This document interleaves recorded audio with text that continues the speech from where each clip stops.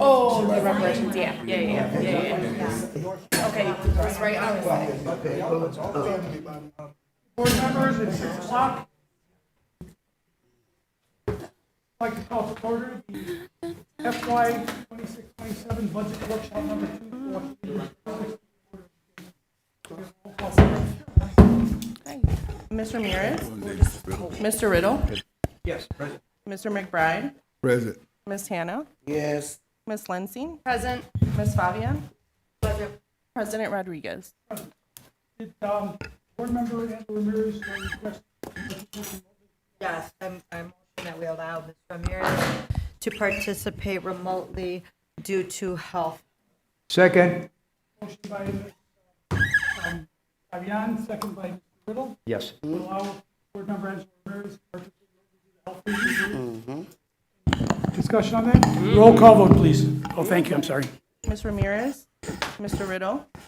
Yes. Mr. McBride? Yes. Ms. Hannah? Yes. Ms. Lensing? Yes. Ms. Fabian? Yes. President Rodriguez? Yes. Motion carries. Do we have her dialed in?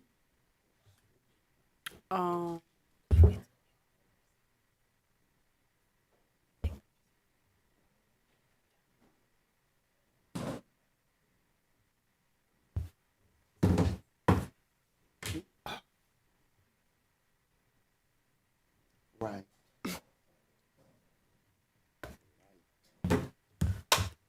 We're.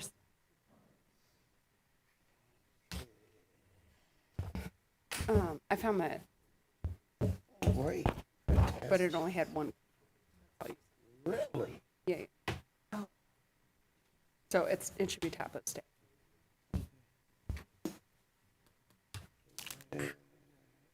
Yes. Yeah. Did you get some? You weren't the one talking. I was just listening. Is that Ms. Ramirez? Hello. Hello, Ms. Ramirez. The board has taken a vote to allow you to participate remotely. I hope you're doing well. Thank you. Okay, next item is public comment. Do we have a public comment sign-up sheet?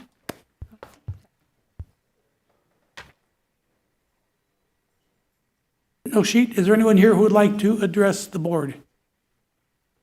Okay, next item, approval of minutes. We have the minutes of the May 13th, 2026 budget workshop number 1. Motion to approve. Motion approved by Mr. Riddle. Wait a second, as amended, sir, I changed a sentence or two on mine. Okay, do we have the amended version on the, I don't know if she was going to do it after. You want to read it, or do you want to?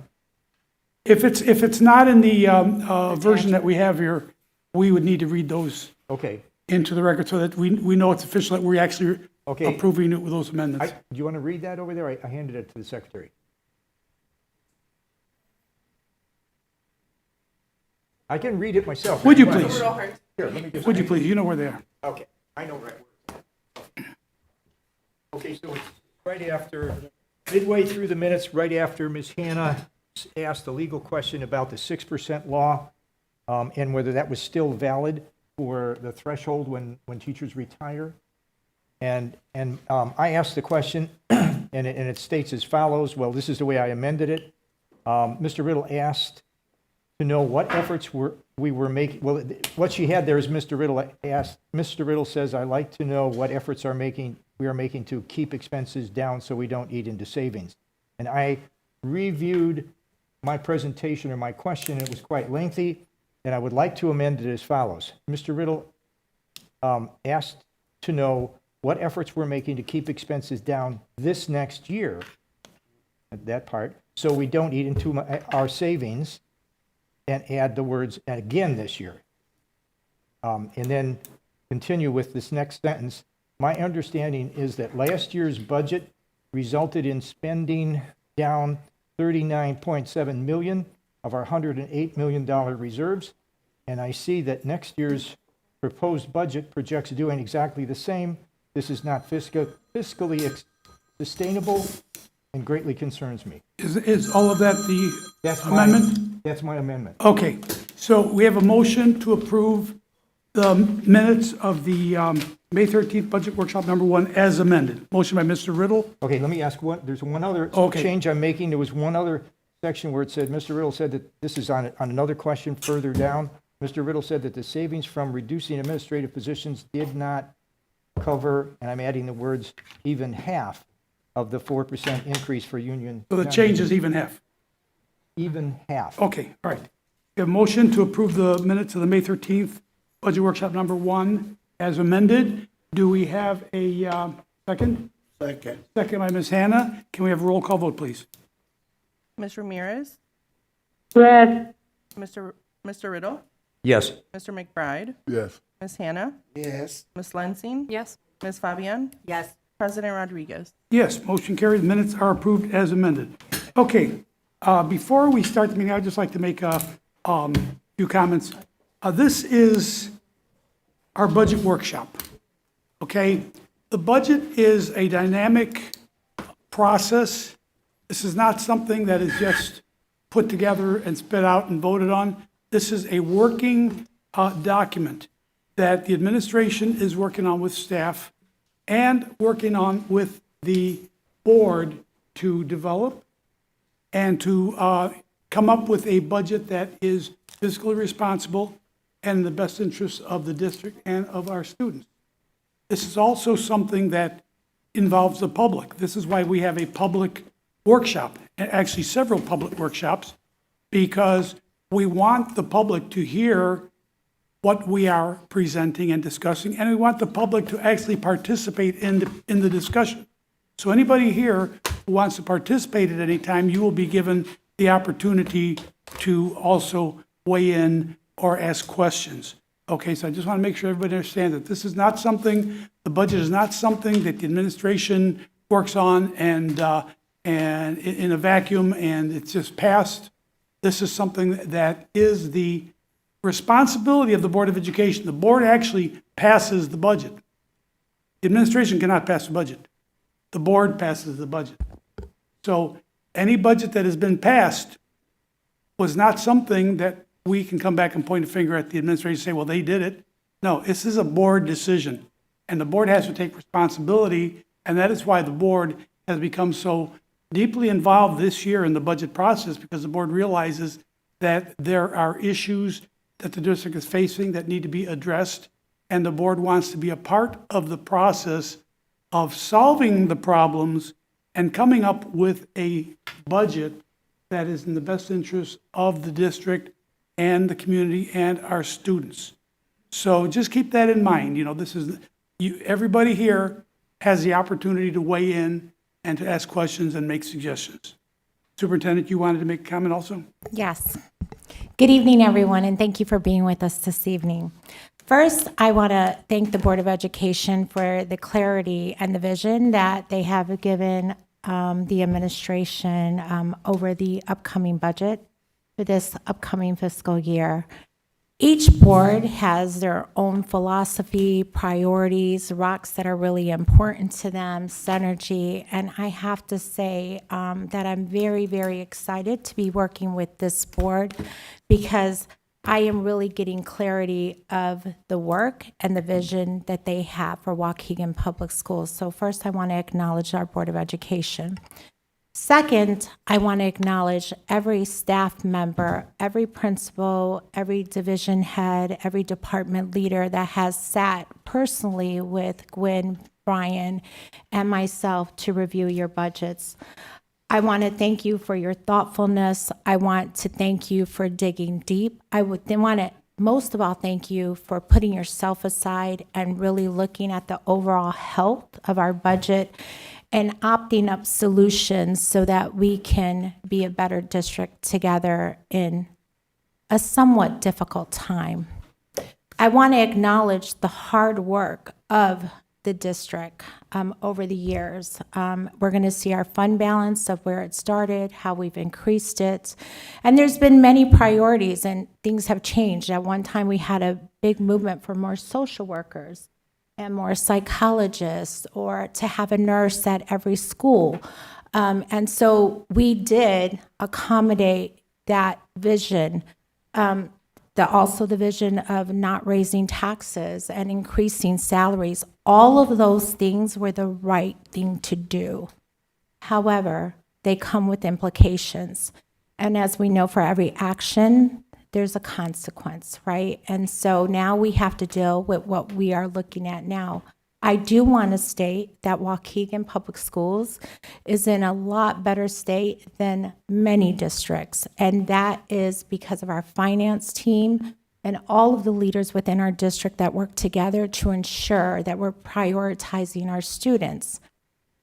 You're going to see a budget today that is completely different. And it is different because we heard what the board requested, and we made those accommodations to fulfill that with equity, with balance. Everybody gave a little bit. We reserved some, and you're going to see that tonight. Some may say, well, why was this budget not presented the first time? That's what budget workshops are for, right? They're to talk. It's a soft document. It's to push back. It's to brainstorm together. It's to get clarity around the wants, that what we need, what we should support, what direction we should go in, and that's what always budget workshops go. So you will see a budget plan tonight that may even morph more after conversations with the board or requests from the board, etc. But I do believe we took a very great leap in getting the board where they want to be. I believe there's a 20 million deficit in the reserves. And if you were just to solve that in one day, that would be impractical. I really believe that you would just pull the bottom out of this district. We have new curriculum, we have other things, but there are ways we can get there. And today we're going to show you how we're going to get there midpoint this year. And for the next budget meeting, we will come in with even more plans on how we will move forward for the following year, building off this year. So I do want to thank everyone. I want everyone to know that some of these decisions have not been easy. And it's actually, we will go through things, but it will be the decision of the board on how we move forward. But we do have a plan to present tonight. So at this point, I want to turn over to Ms. Polk, who will run us through our budget workshop.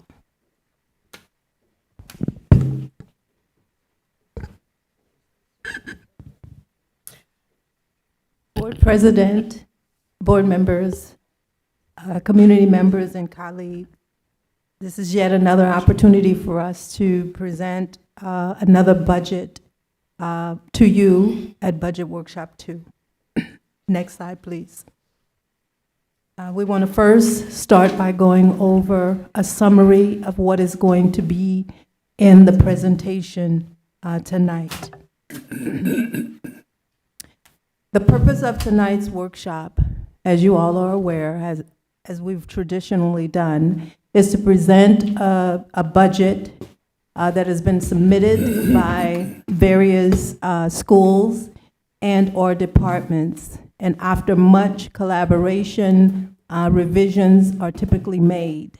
This year, as the board president and as the superintendent stated, the Board of Education gave directive and focus areas for the district to look at. And so this presentation will incorporate that information. Next slide, please.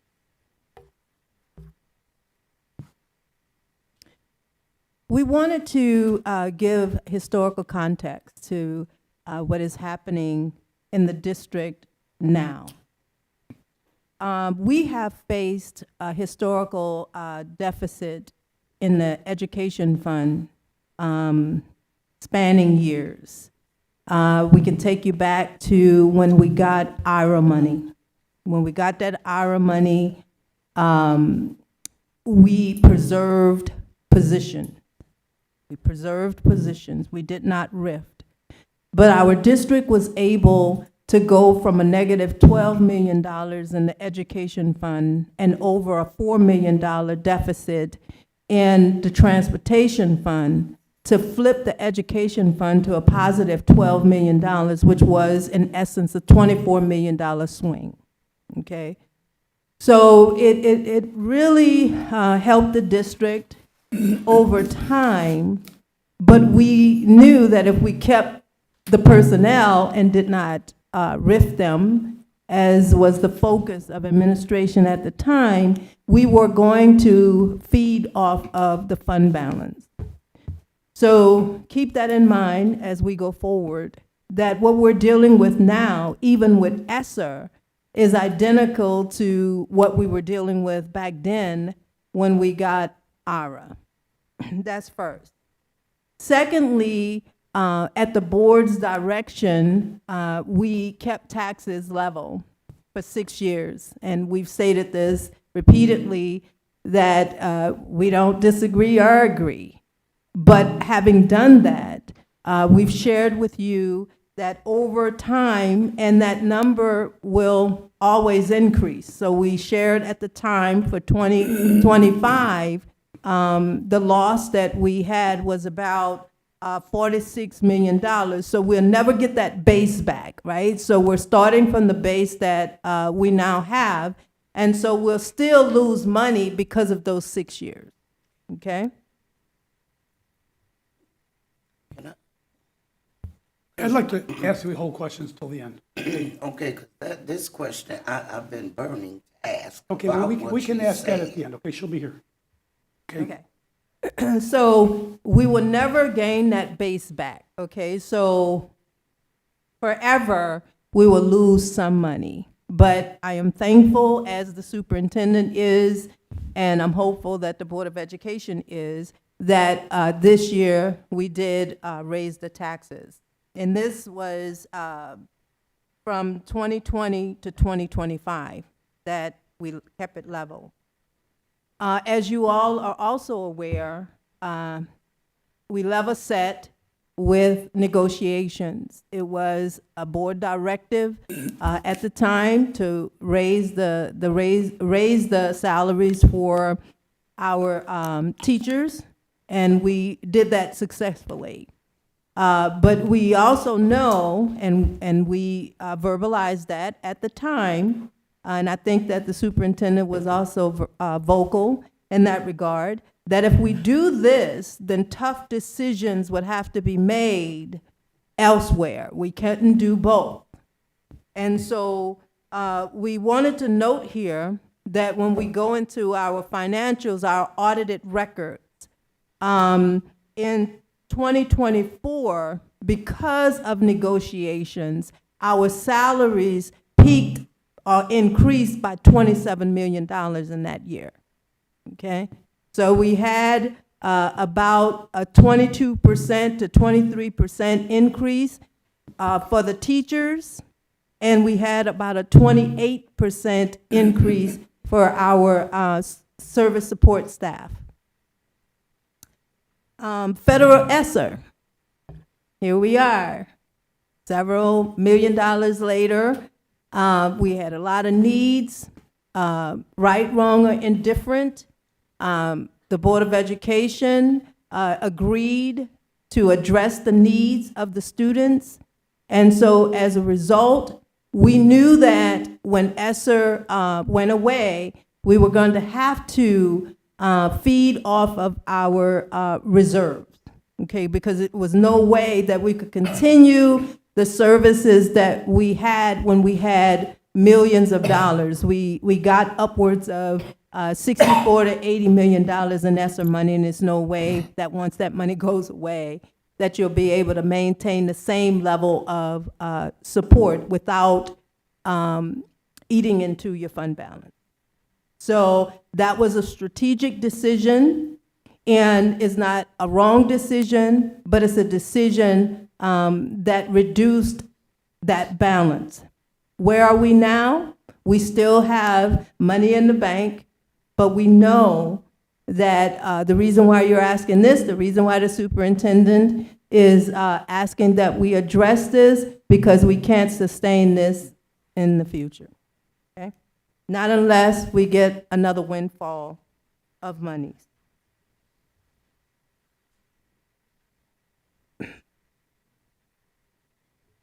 The Board of Education consensus.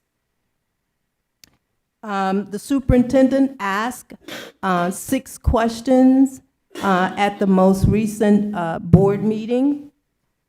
And those questions centered around maintaining the money in the reserves.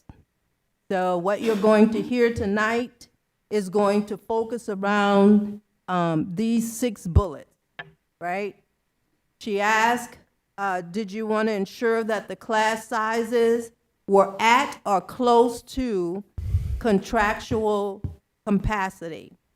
She asked, do you want to eliminate or reduce redundancies or duplication of services? She asked, fifthly, should she review staffing and administration and right-size the district? And then finally, she asked, should she focus on reviewing and maximizing space utilization within the district? And there was a resounding agreement across the board members that were here. Yes. Next slide, please. So this slide kind of depicts what we talked about before.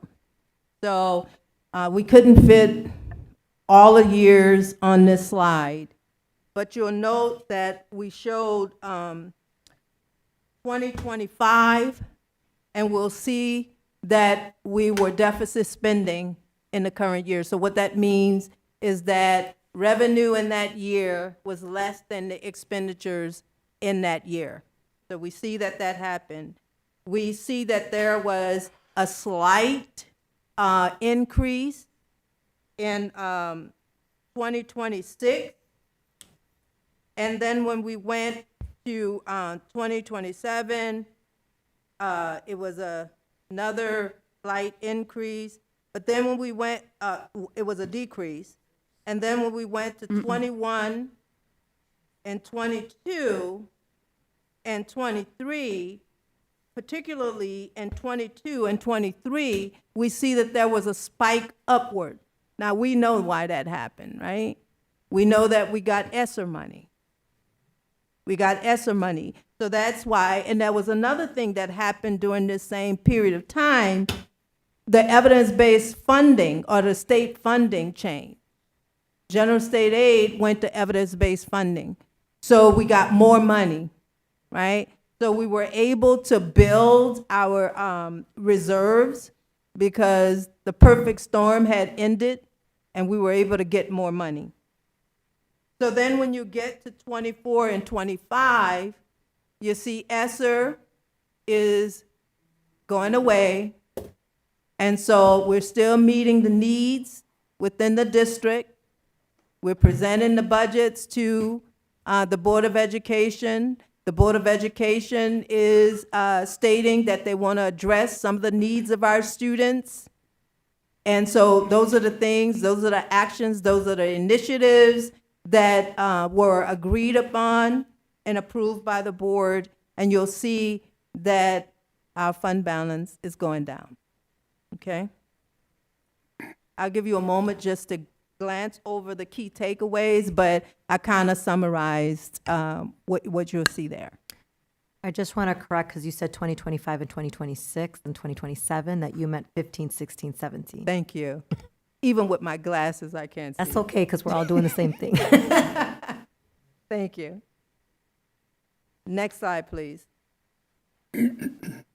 This is also a very important slide. We focus on the education fund because most of what happens in the district is in the education fund, okay? So in 25, this is the deficit that we had. The fund deficit was 14.8. So the fund deficit is revenue we're getting in the district compared to the expenditures in the district, okay? So that meant that our fund balance was $69 million, okay? So we're projecting in FY26 that we're going to have 11.4 of course, we have not got to the end of the year. We could certainly get some surprise revenue in. We could certainly have some unexpected expenditures, contractual expenditures, and that number is fluid. But our best estimate, based upon trend data, is that we're estimating that our expenditures over revenue is going to be about 11.4 in 26. Okay?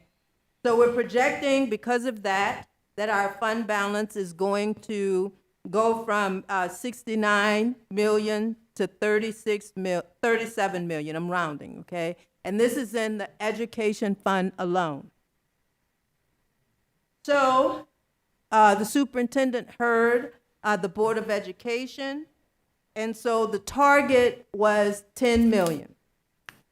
When we presented the budget at Budget Workshop 1, if you recall, the estimated fund balance at the end of 27 was 19 million, or the 20 million. I've heard that. And so through discussions with the superintendent, we felt that, you know, it was going to be a huge lift for the district to pivot so swiftly to cut 20 million. So the target for tonight, and you'll hear that throughout the presentation tonight, was a focus of 10 million. So the change in fund balance went from 17 million to the 27 million. That's why you see 27 here. If you compare it to before, it was 17. And so the change in our fund balance is about $9.6 million. Next slide, please. What is the 10 million reduction plan summary? We kind of wanted to put this up front so that we can kind of tell you what the reductions are going to be, and then more details are embedded in the presentation. Okay, so the superintendent, as she stated, met with the departments and the schools, and the professionals that we have reduced their budgets based upon priorities and based upon what they heard from the superintendent. And so we were able to get a reduction in the budget request from Budget Workshop 1. Let me preference that, because this 6.1 or $6.2 million is the reduction from Budget Workshop 1. It's not the total reductions based upon what the employees requested, because going into Budget Workshop 1, there was already a reduction, okay? So this is in addition to what was initially reduced. So this is great. This is wonderful. Kudos, superintendent, for doing that. So then she looked at positions. More information is going to come forth regarding that. And so positions, supplemental pays, staffing adjustments is estimated to result in a reduction of $5.3 million. Okay? And so the total proposed reductions is about 11.5 million, slightly over the target of 10 million. I'll give you a moment to look at the bullet points.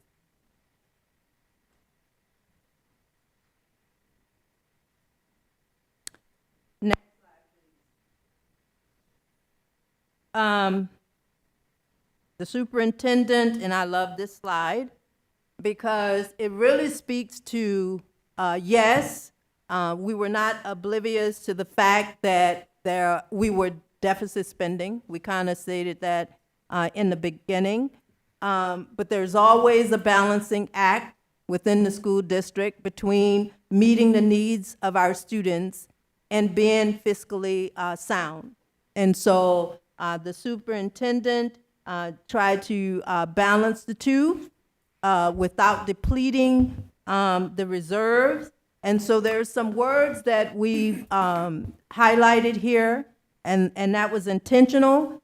So in having those deficit spendings in the current year, they were deliberate and strategic. It was not impulsive or sporadic. It was deliberate and strategic.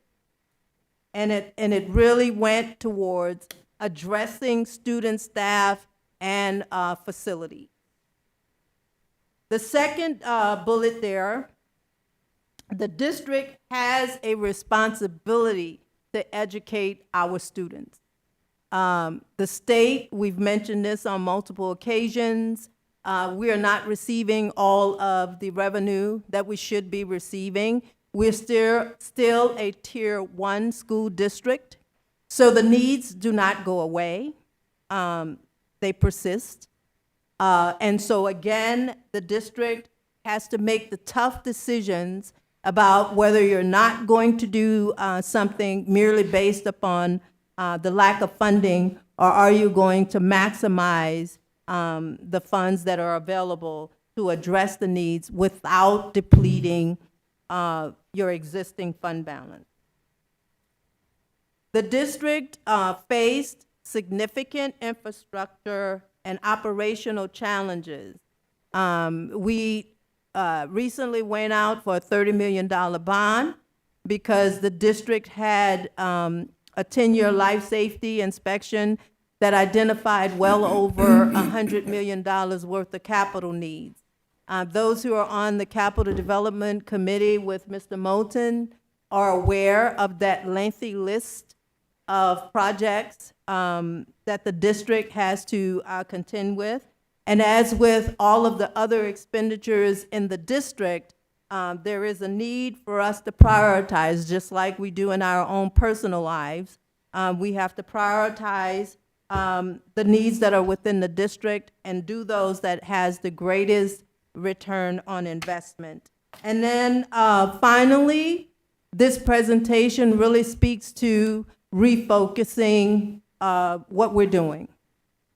Looking at where we can possibly, and this is not saying that we have not been efficient, it's not saying that we have not managed our resources well, but we need to step back, take a look, reassess, and we've often said when we've been at this lectern that we need to pivot. And so this is a moment that the district can pivot.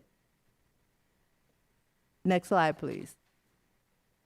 So we want to go over the financial position of the district. You'll see in 2016, the ending fund balance in the education fund only. Education fund only. We had $7.7 million. And you'll see it kept going up, kept going up, kept going up, right? And then we got to 23. And then it started going down. This is post-COVID, right? Post-ESSER. So it started trending down. But you'll also notice that in 2026, what we are projecting is not what it was in 2016. Okay? So what is that saying? We've said it repeatedly that the district is not broke. No. But we have to look at, pivot, strategize, and prioritize expenditure. Okay? So you're gonna hear this throughout the presentation, that this presentation incorporates a $10 million reduction. So that is the assumption throughout this presentation. I'm going to say 10 million plus, okay? Yes. But the numbers in here reflect that 10 million. Okay. And so the operating funds, the next slide, please, I'm sorry. Yes, the operating funds, this measures the health of the district, okay? This measures the health of the district. The education fund, O&M fund, transportation fund, and the working cash fund. The working cash fund, we don't expend any money out of the working cash fund. The working cash fund is basically like a bank account for us. We can loan money. Matter of fact, at the next board meeting, it's our intent to come to the Board of Education to seek authorization for us to be able to loan money between these funds and pay it back at the end of the year, because we need authorization to be able to do that. And that's merely because of timing of receipts, right? We don't get the money all at the same time, and you cannot spend money that you don't have.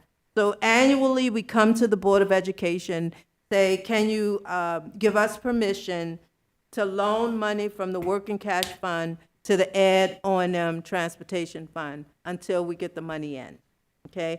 So you'll see across these funds, we're projecting quite a bit.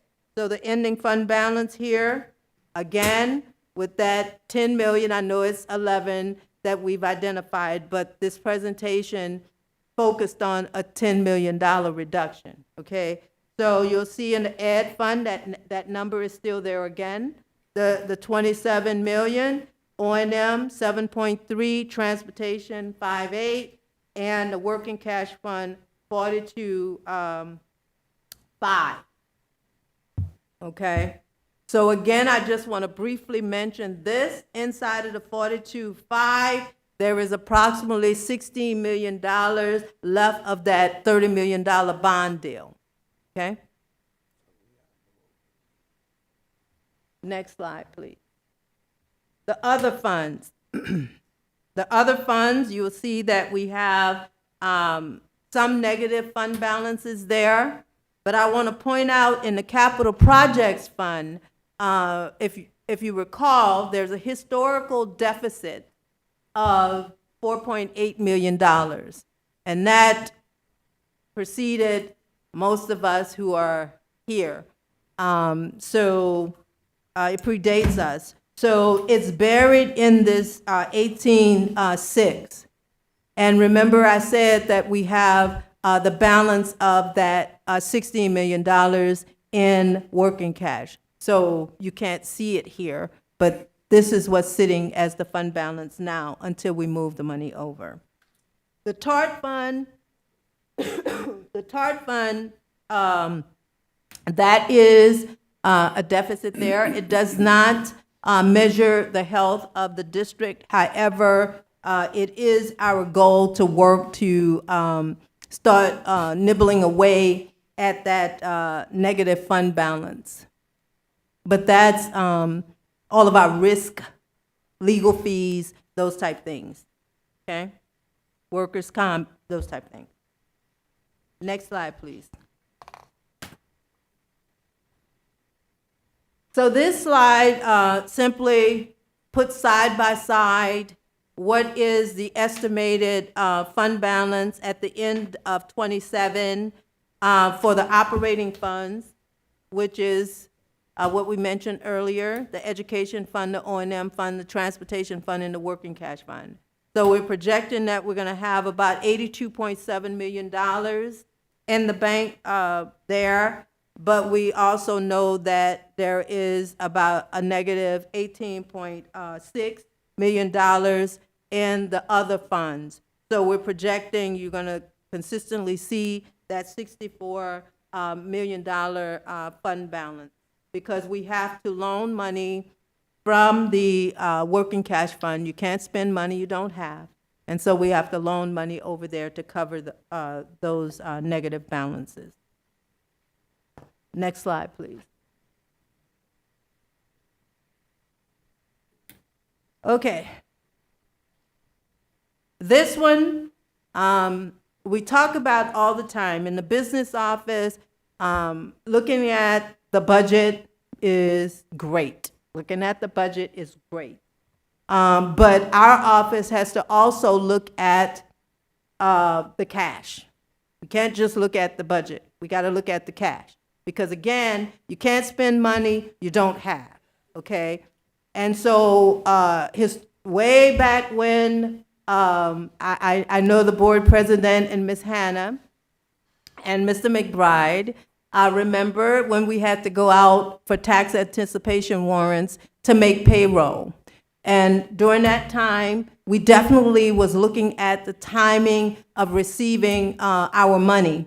And we were so proud of the fact that when the superintendent came in 2017, the newspaper came and interviewed the superintendent because Waukegan had 79 days of cash on hand. And, you know, we were lauded for that because at that time, a lot of school districts were going out for loans. They were going out to get loans to make payroll. And Waukegan didn't do that, even when each year with general state aid, they were holding about $14–15 million of our cash, okay? So Waukegan didn't do that. And I'm hopeful that Waukegan won't have to do that ever. So we wanted to show you, in the state, most school districts have policies where they have cash on hand 90 to 120 days. 90 to 120 days. But most really focus around 90 days, especially in a fiscal climate as volatile as we have right now, okay? So where is Waukegan?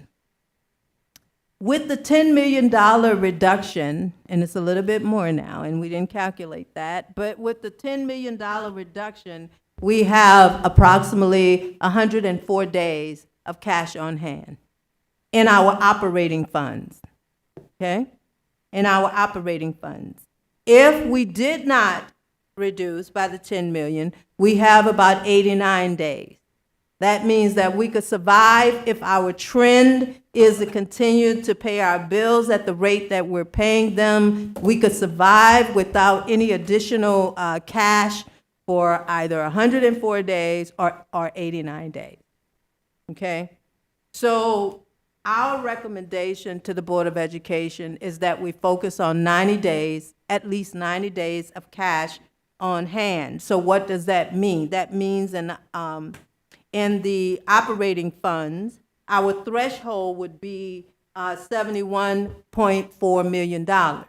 That's what you would focus on, to keep us around $71.4 million in those four funds, okay? With the reductions, we showed you this number. We have the $82.8 million fund balance in those funds. Without it, we have the 72. So in either case, we're still, you know, hovering above where we need to be. And then we put the percentage with reduction and the percentage without the reduction, okay? This next slide, because if we're going to show what we're recommending to the Board of Education, we also need to show the Board of Education what the board policy currently says. The board policy says, it doesn't say that we will, it says that we will work towards having at least 25% of our expenditures as a fund balance, okay? So this slide is letting us know that the education fund hasn't met that 25%. It's also letting us know that capital project has not met that 25%, and nor has the TART fund. But you remember I told you that capital projects has a historical deficit of 4.8. So right there, we didn't meet it way back when, okay? And so in a climate like we're in, a fiscal climate that we're in right now, it's very difficult to meet that. It's just extremely difficult to meet that. And so with the concurrence of the superintendent, we're asking that, we changed that policy to 90 days. And that's much more realistic for a district like ours. I'll give you a moment to review this slide.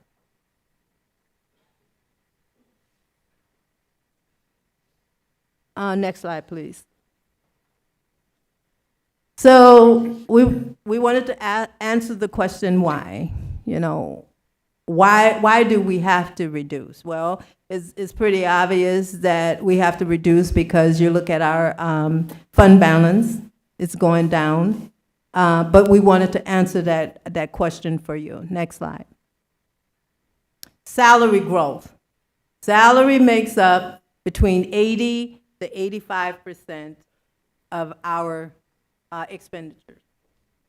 If the CPI is about 2.4 or 2.7, and we're giving 4% raises, what does that tell you?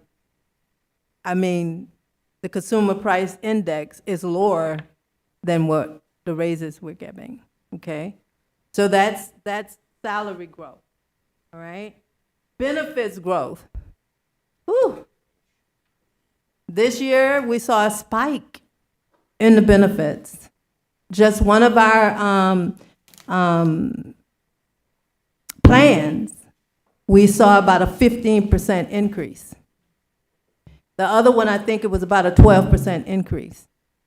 So what is that? That's millions, because we're spending about $28 to $30 million on benefits, okay, healthcare benefits. All right, so the spike in the growth in healthcare benefits is an area that we definitely need to focus on. Special education costs. Special education costs. If we've been listening to the news, we know that there's recent talk about reductions in Medicaid. We get reimbursements. Brian sent me an email the other day.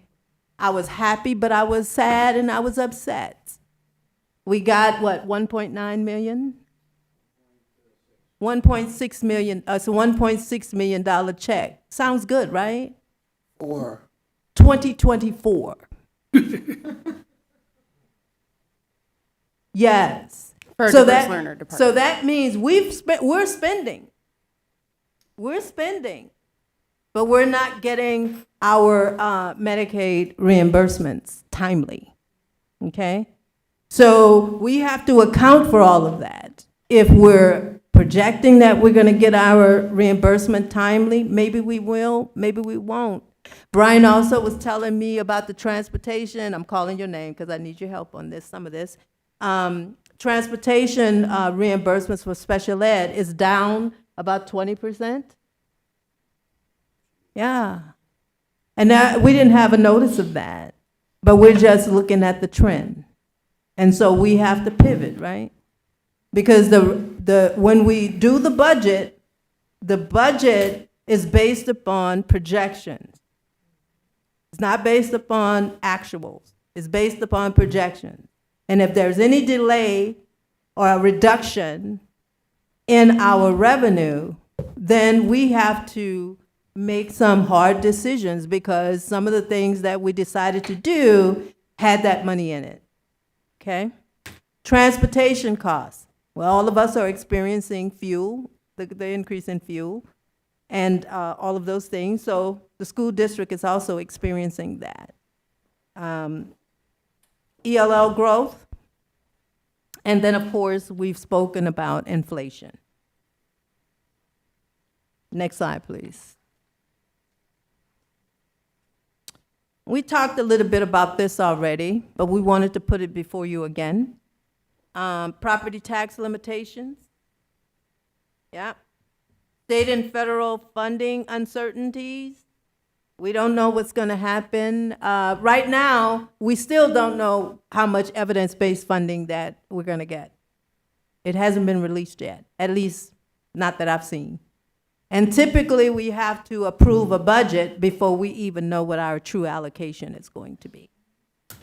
So all of those things are projections. We're looking at trends, we're looking at the state budget, and we're making assumptions. And then if we get less, we have to adjust. If we get more, what I love about the process that Waukegan has is that we don't have to rethink it. We already have those things that are unfunded. So all we have to do is pull it back out, talk to people, do you still need that? And then talk to the superintendent, say, it's on the list of unfunded, do you want to do that? And then we move the money there. And I want to applaud the Board of Education and the superintendent and every leader and community member in Waukegan, because they really, when I go to the conferences, they tell us, they said, you spent all your money and we still have money. Why? How did we do that? We did that because we didn't have to think it. We already had it. We had a funded and unfunded list. And so you don't have to just, impulsively think about it. It was strategically done. It's just that we couldn't do it. And even what's so good about this process, even right now, is that the superintendent is cutting, but that information doesn't go away. We still have it. So if we were to get additional money, guess what?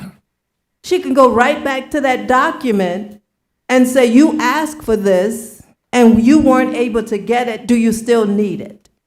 And then you can move the money into those areas. That's the importance of the process. All right?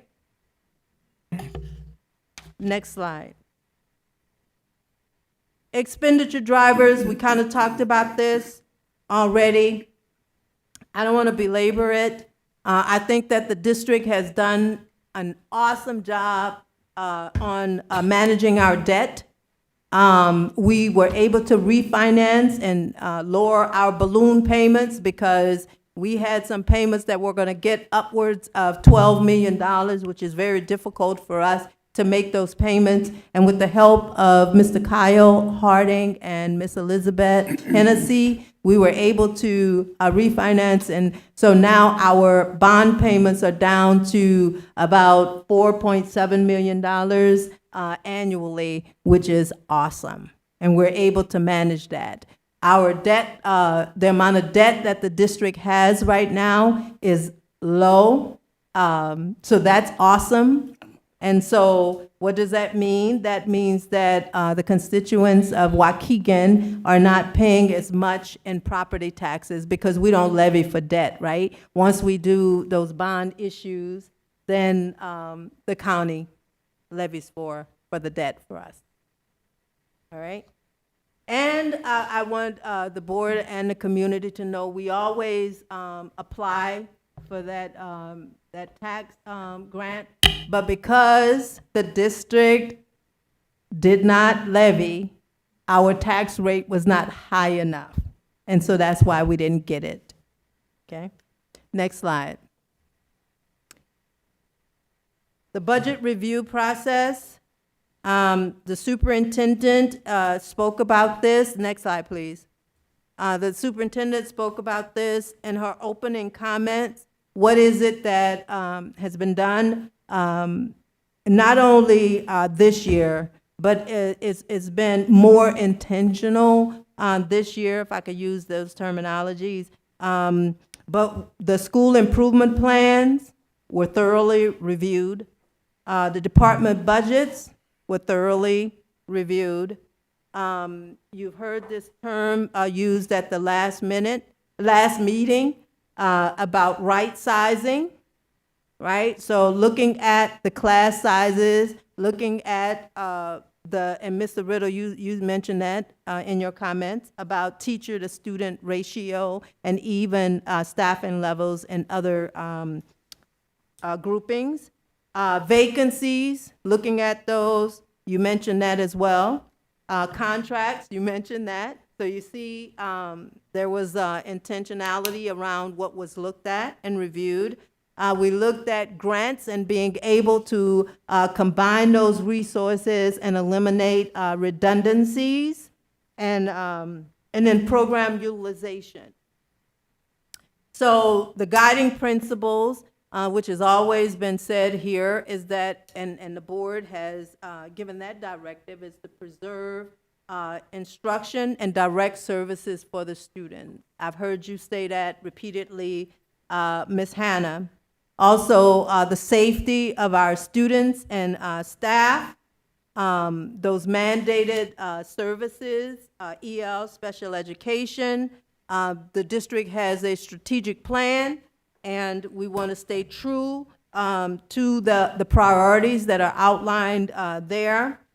We're looking at reducing administrative and operational costs before going into the classroom. Not saying that we're not going to the classroom, but before going into the classroom, we want to look at those areas. And of course, return on investment. She's been asking them, give me a plan, you know, what are you getting from conducting this initiative or program? Okay. Mr. McBride has been a part of that. Ms. Carolina Fabian has also been in the room for some of those discussions. Next slide, please. So this is the framework by which those discussions occurred. We wanted to optimize operations, look at those programs and ensure that they are indeed effective and that they're reaching not just a small group of students, but as many students as possible. So maximizing our fiscal capacity. Looking at our contract, looking at our purchase services, looking at all of those things to ensure that we're getting the best pricing that we can get. And then, of course, aligning our resources with the priorities of the district. Next slide, please. So we're going to get into the $10 million plus reduction plan. Okay? And the categories, next slide, yes. The categories: vacancies, contracts. We've already spoken about the departments and the schools, talked about looking at grants, tearing down silos, because at the end of the day, all of the grants belong to the superintendent and the Board of Education. And so putting the money together and maximizing those resources. Staffing adjustments. We spoke about operational optimization, looking at food service. You just got a briefing from Mr. Moulton last night, and then looking at transportation. So you see in that note below that this is not a one-time event. It is ongoing. And so even as we speak, after this presentation, additional conversations are going to be had to make sure that we're aligning ourselves with what is being presented tonight. Which could also incur more savings. All right, next slide, please.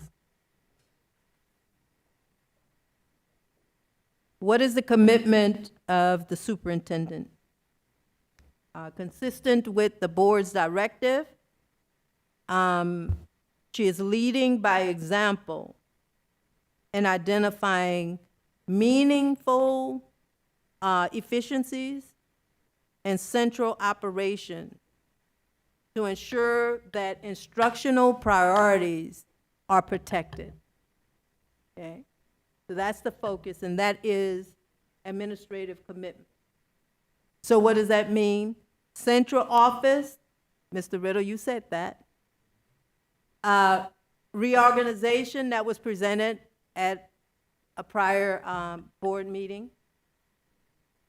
Vacancy freezes, she put an email out about that the deputies have to review all requests for positions. Looking at our existing consultants, looking at how we can maximize supply purchasing and controls, and Ms. Kathy Vanderbroek has been instrumental in reviewing our contracts. She's very thorough, and she ensures that we're getting the bang for our buck. And Dr. Cuevas, with technology, is working hard to ensure that we're getting proper pricing for technology replacement. And then modification of the wraparound services and a review of the vendor agreements. There's a grant that has currently been submitted. We're awaiting approval. We're optimistic that we're going to get that grant, but that is a consideration right now. Next slide, please.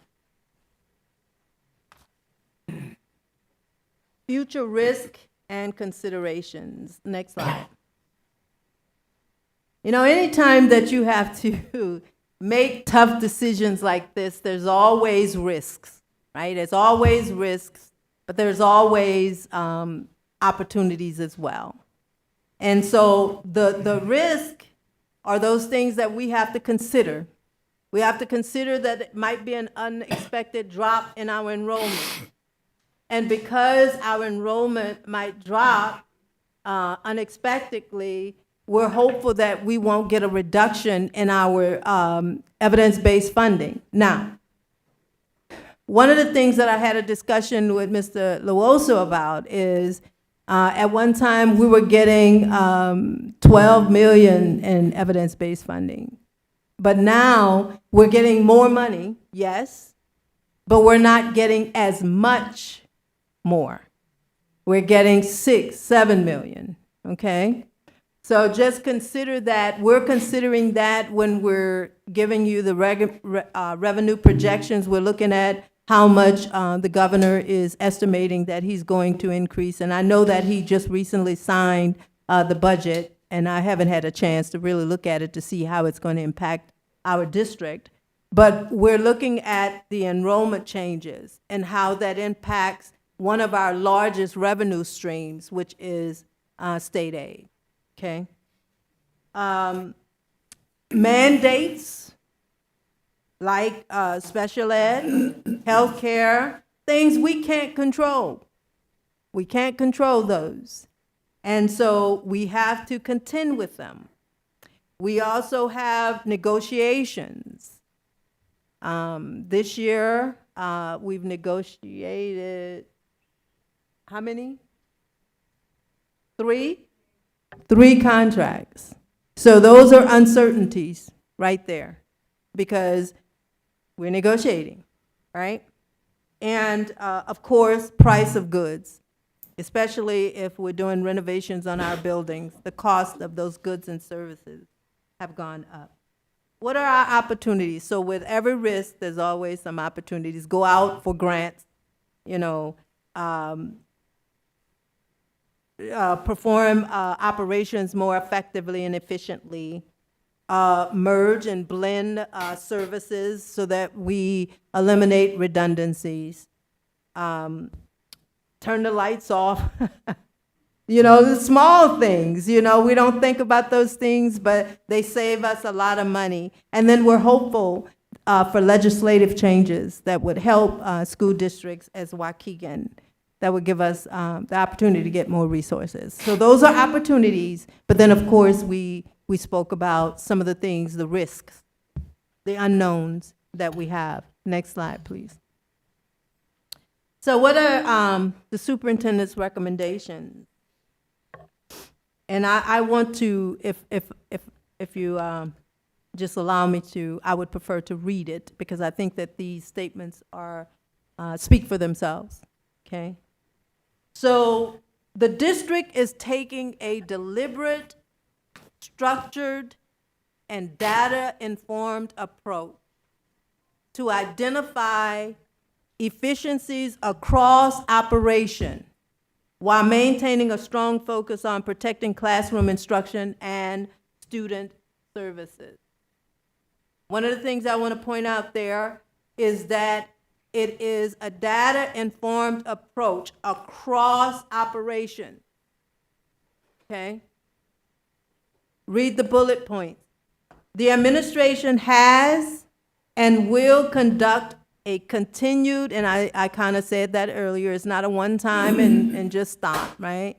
So it will and it has, and it will continue to conduct a continued comprehensive review of the operational processes, procedures, and organizational structures to identify efficiencies, redundancies, and improve overall effectiveness.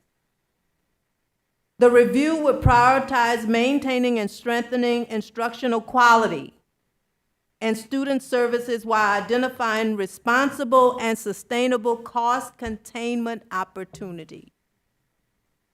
The district will continue ongoing budget monitoring, analysis, and financial reporting to the Board of Education on a regular basis.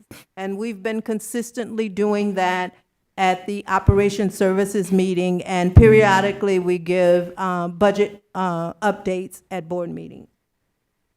All work will be grounded in long-term financial sustainability while supporting Tier 1 instruction, compliance requirements, and alignment with the district's strategic priorities. And then finally, budget adjustments will be guided by continuous review, board direction, and the overarching goal of sustaining high-quality educational outcomes that fall well within the district's available resources. Next slide, please.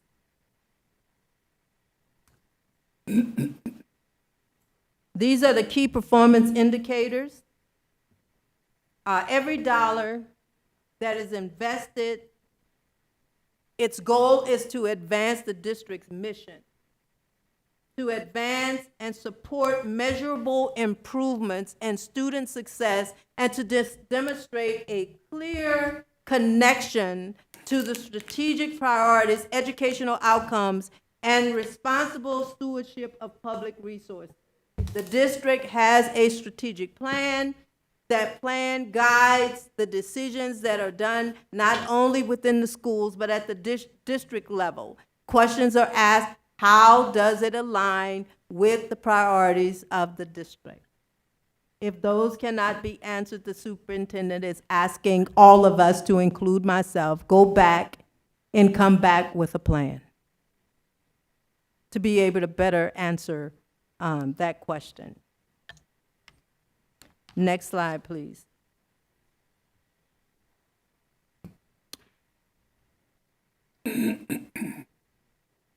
I think this one really speaks to the same thing, so I won't repeat it unless there's any questions.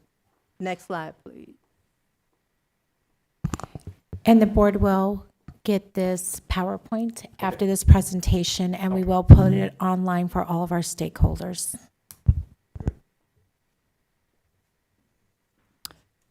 Okay, so I want to kind of go over this because this is dealing with facilities and operational investments.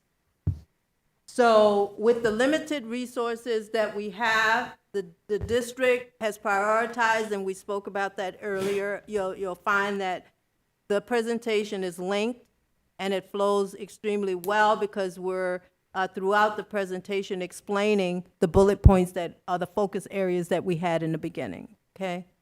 So it is a focus of the district to address safety issues, security issues, compliance issues, as well as infrastructure needs, in addition to addressing the academic needs of our students. And so you'll see that as a thread that is fed throughout most of the narrative on what we're presenting today. But the one that I want to call out is that last bullet, recognizing that we do have all of these things that we have to contend with.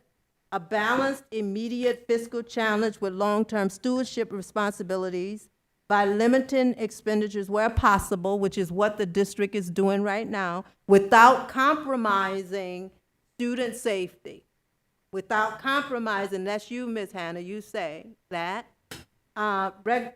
Without violating any regulations or the continuity of operations. That's the intent, that's the goal. Educational operations, thank you very much. So that's the goal, all right? Next slide, please. Position review. Mr. Christensen, someone else can help me with this one. I will go through it as best that I can. The goal of reviewing the position is not simply to reduce positions. Let me say that again. Yep. The goal is not just simply to reduce positions so that you can hit a number. No. But the goal was that the district would appropriately structure, strategically staff the district in a financially sustainable way while ensuring that our students' academic needs are addressed. So it wasn't just haphazard, I need to get X amount of dollars and so I'm gonna cut X amount of positions. No, it wasn't like that. It was looked at, a comprehensive review was done, looking at the students, looking at the staff, looking at other school districts. You brought that to our attention. Research. Research. All of that was done. What is logical? What is standard? What are the needs of our district? And so what is the span of control, right? All of those factors were taken into consideration when the plan that you're going to hear tonight was developed. Next slide, please. Now I need Mr. Chris.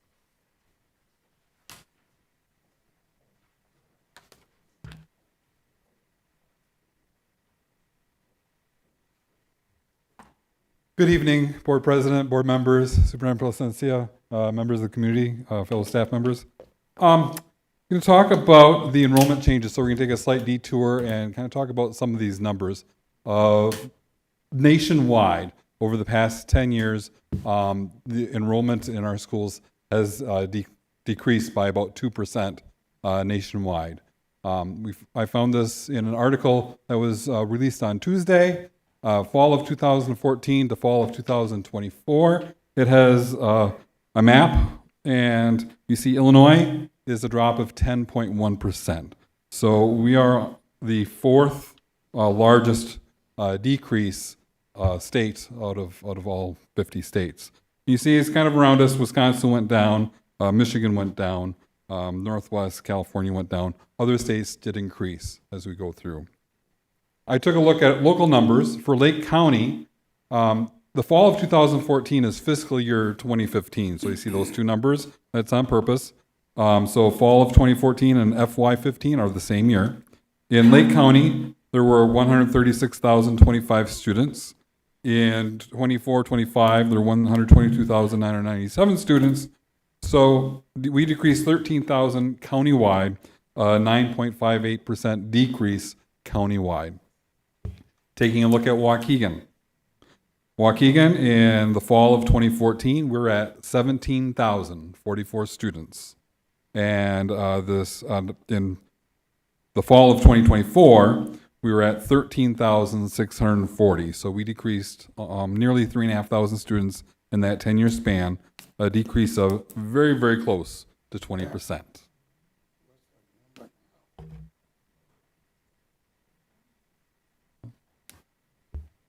The next slide, I went to this past year, so fiscal year 2026 is the end. So I did the 10 years leading up to that, and you can kind of see our trends as we went. So in the fall of 2016, we were at 15,817 students. This is K-12.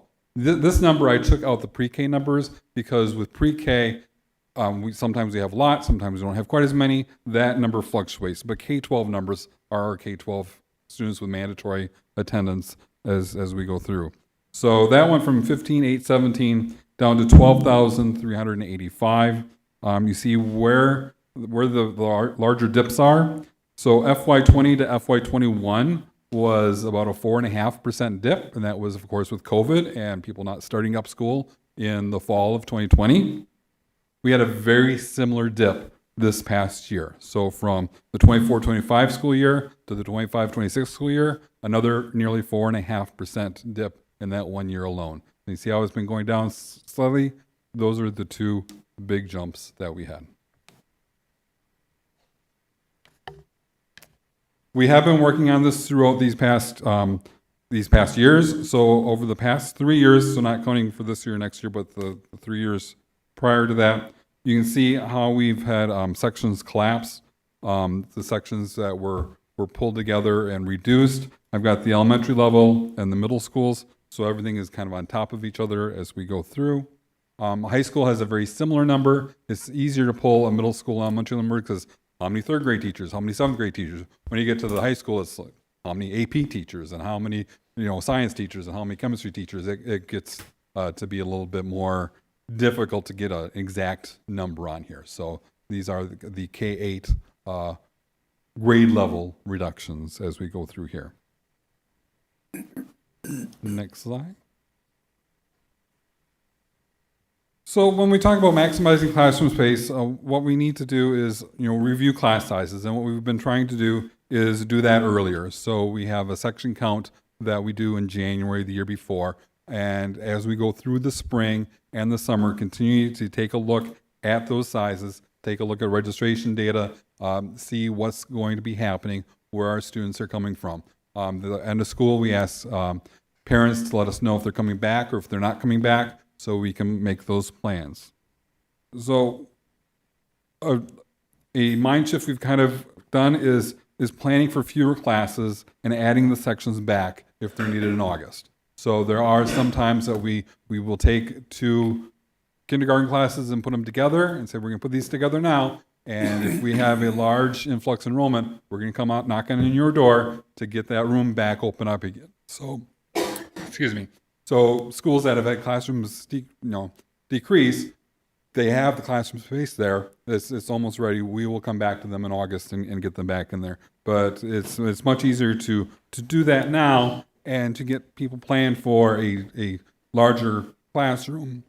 And now, rather than after school starts, to say, I'm sorry, but there's only 12 kids in your classroom, we're going to have to make a change for that. That's a very hard thing to do after school starts. So new students that come in over the summer, they may need to go to a neighboring school to help fill up some of their classroom spaces. So over the summer, when brand new students come to Waukegan, they haven't been to a Waukegan school last year, we'll get them maybe not in the neighborhood school, but the one right next to it to help fill up class sizes before we add another section.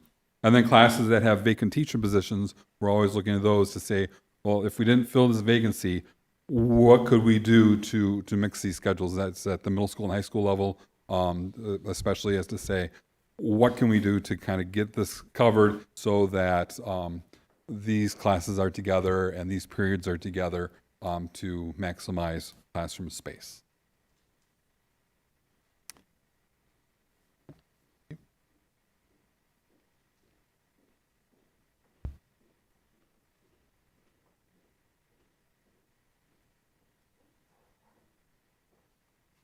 So human capital.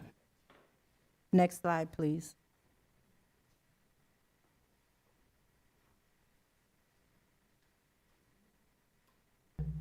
Section count. There were 4 steps that were taken by the academic team. And they're here, and I'll just go ahead and read them.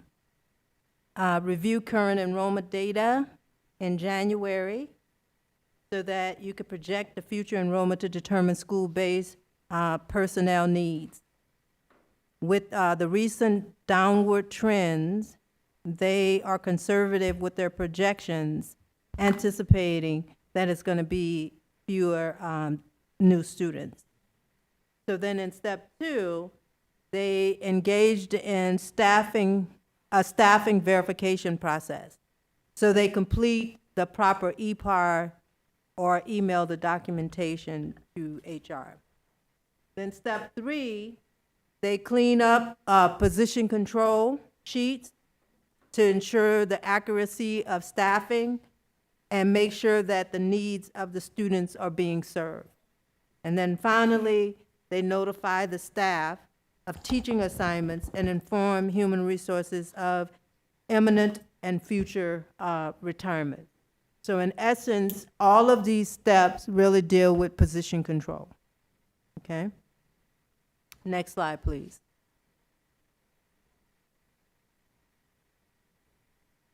In 26,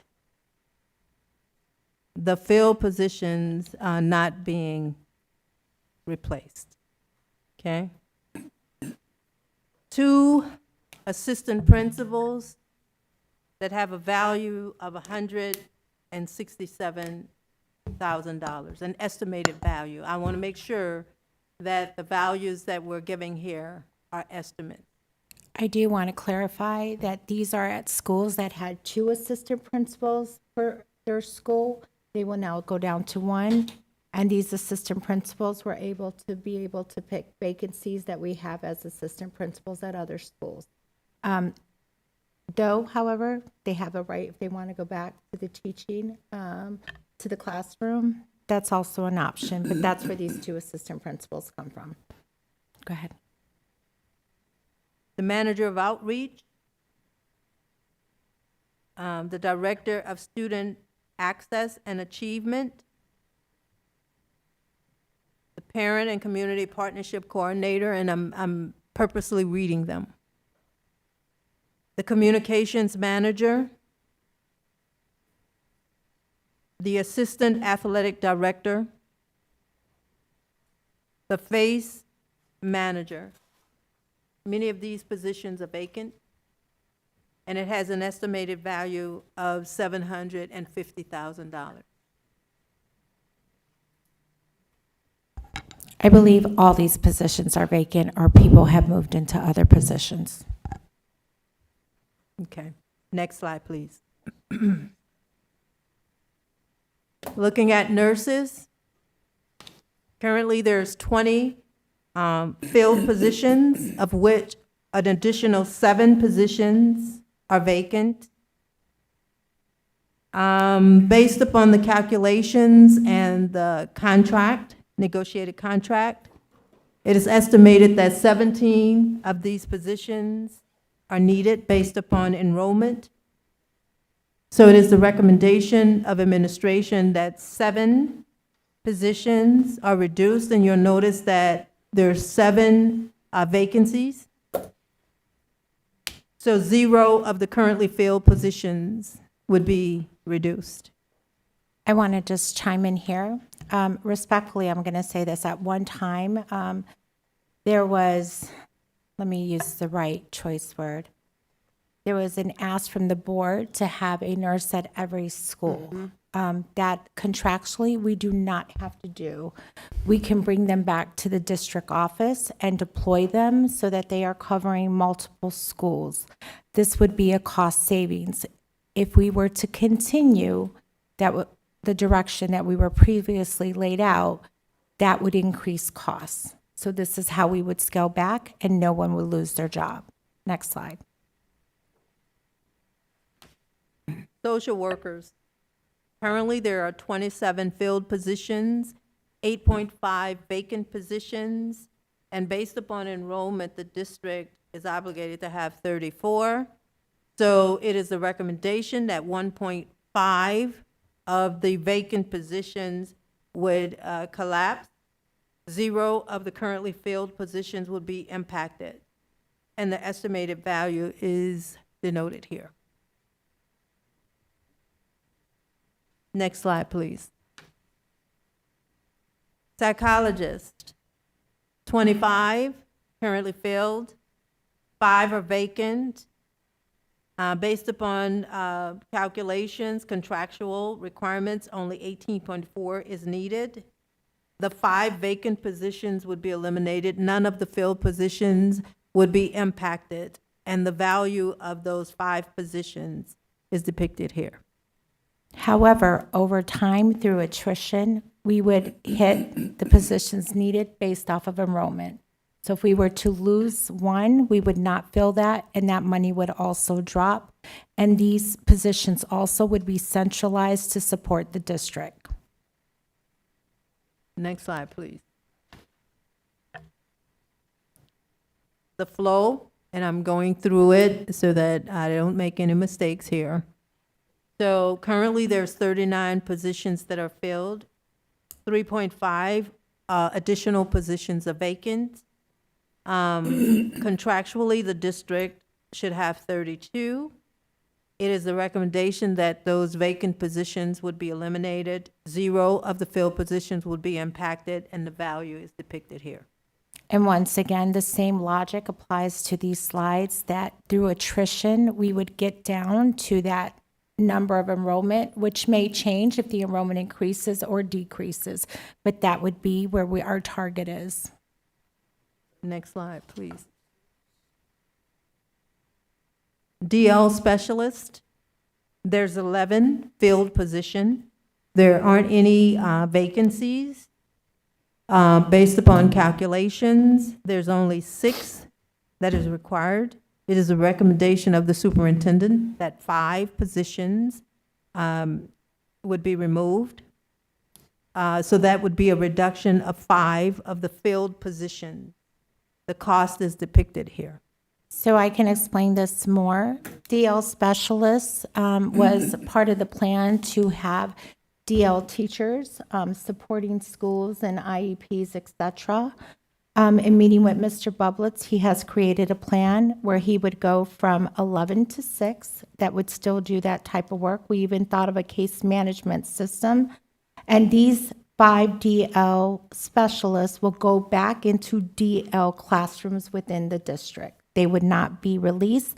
They would fill current vacancies that we currently have.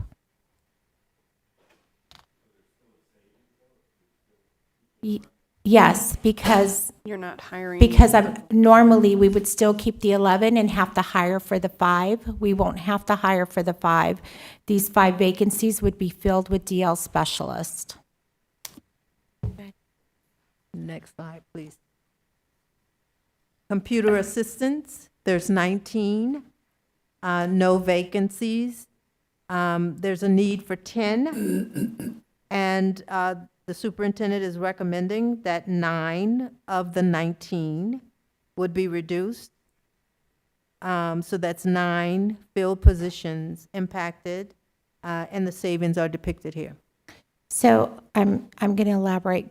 Computer assistants were assigned to schools, and principals had written them into their SBB budgets.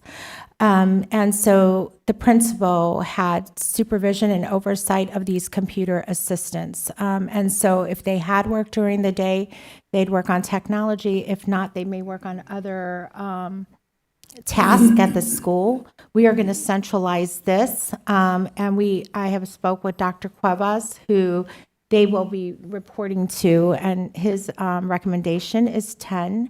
And so they will report to Dr. Cuevas, and he will deploy them to schools on, I believe, I'm just going to say a ticketed basis, but there is a plan there. So these aren't computer assistants that work with children? No, ma'am. These are computer assistants that work on the technology at the school. Correct? Thank you. Go ahead. Okay, next slide, please. Bilingual tutors, there are 32, of which 4 are vacant. Based upon contractual language and our discussions with the bilingual department, 22 of those positions are needed. 10 is the recommendation for reduction. 6 currently filled positions would be impacted, and the value of those positions is denoted here. So I want to remind the board, I don't remember, it's been a number of years that Dr. Ambrosio came and presented on bilingual tutors, right? And then she presented a plan of 32 bilingual tutors to go into the classroom to support teachers who did not speak the second language of the student. And she has seen some great success here. I don't want to say, she's seen success here with access scores and speaking with her in our budget review. She actually even requested another 14 for this year. We said no to the 14. And in speaking to her, she believes that 22 this year would be feasible and still be able to support her initial program. And so that is where you get this, the reduction of 10, and the positions filled are 6 to 4. We got no questions. Okay, we're going to hold the questions till afterwards, right? Questions I and may comments, have, let me start that again. So currently, we have 32 bilingual tutors. In speaking with Dr. Ambrosio, she feels that she could decrease that number to 22. And then you can read how many positions are filled and what is vacancy, but we will decrease that by 10. Next slide, please. DL paraprofessionals, there's 156, 25 additional vacancy positions. And there's a need based on minutes of 108. So there is a recommendation by the superintendent that 48 positions would be reduced, of which 23 are filled. The value of those positions are denoted here. And these DL paraprofessionals are allocated based off minutes in the IEP. And so what we are in our budget review, and when we were looking for redundancies, we were seeing that at times, either if a student exited an IEP, where did that para go? If a student graduated, where did that para go? And those paras seem to just be overlapping at the school-based level. And so we really did an audit, an extreme audit here, and this is what we're finding at this point. Next slide, please. Safety officers. There's 61 safety officers. There's an additional 23 vacancies. The total positions that has been requested to be reduced is 10. 0 of those positions are filled. The value of those 10 vacant positions is denoted here. Okay, next slide, please. SBB paraprofessionals, those paraprofessional positions that were requested during the school-based budgeting process equates to 16 filled positions, of which none of them are vacant. The positions needed based on the program adjustment is 6. So there is a request for 10 of the positions to be reduced, and there are currently filled positions. The value of those positions is denoted here. So these are paras that are not tied to IEP minutes that principals have written into their budgets. And in speaking with them, we actually could have said we close all 16, but I believe it's fair to give them a bridge this year to the following year to leave 2. 3 specific schools that are using them as, for push-in and pull-out in literacy and data review with students. And they had an actual plan, and that is why we're keeping 6. However, if it is the will of the board, that number can go to 0. I would not recommend that this year, but for the following year, principals have been told that these positions will be collapsed. But they're helping the students. We gotta hold it. Next slide, please. Administrative reductions, the wraparound center. The grant, as we mentioned earlier in the presentation, is pending.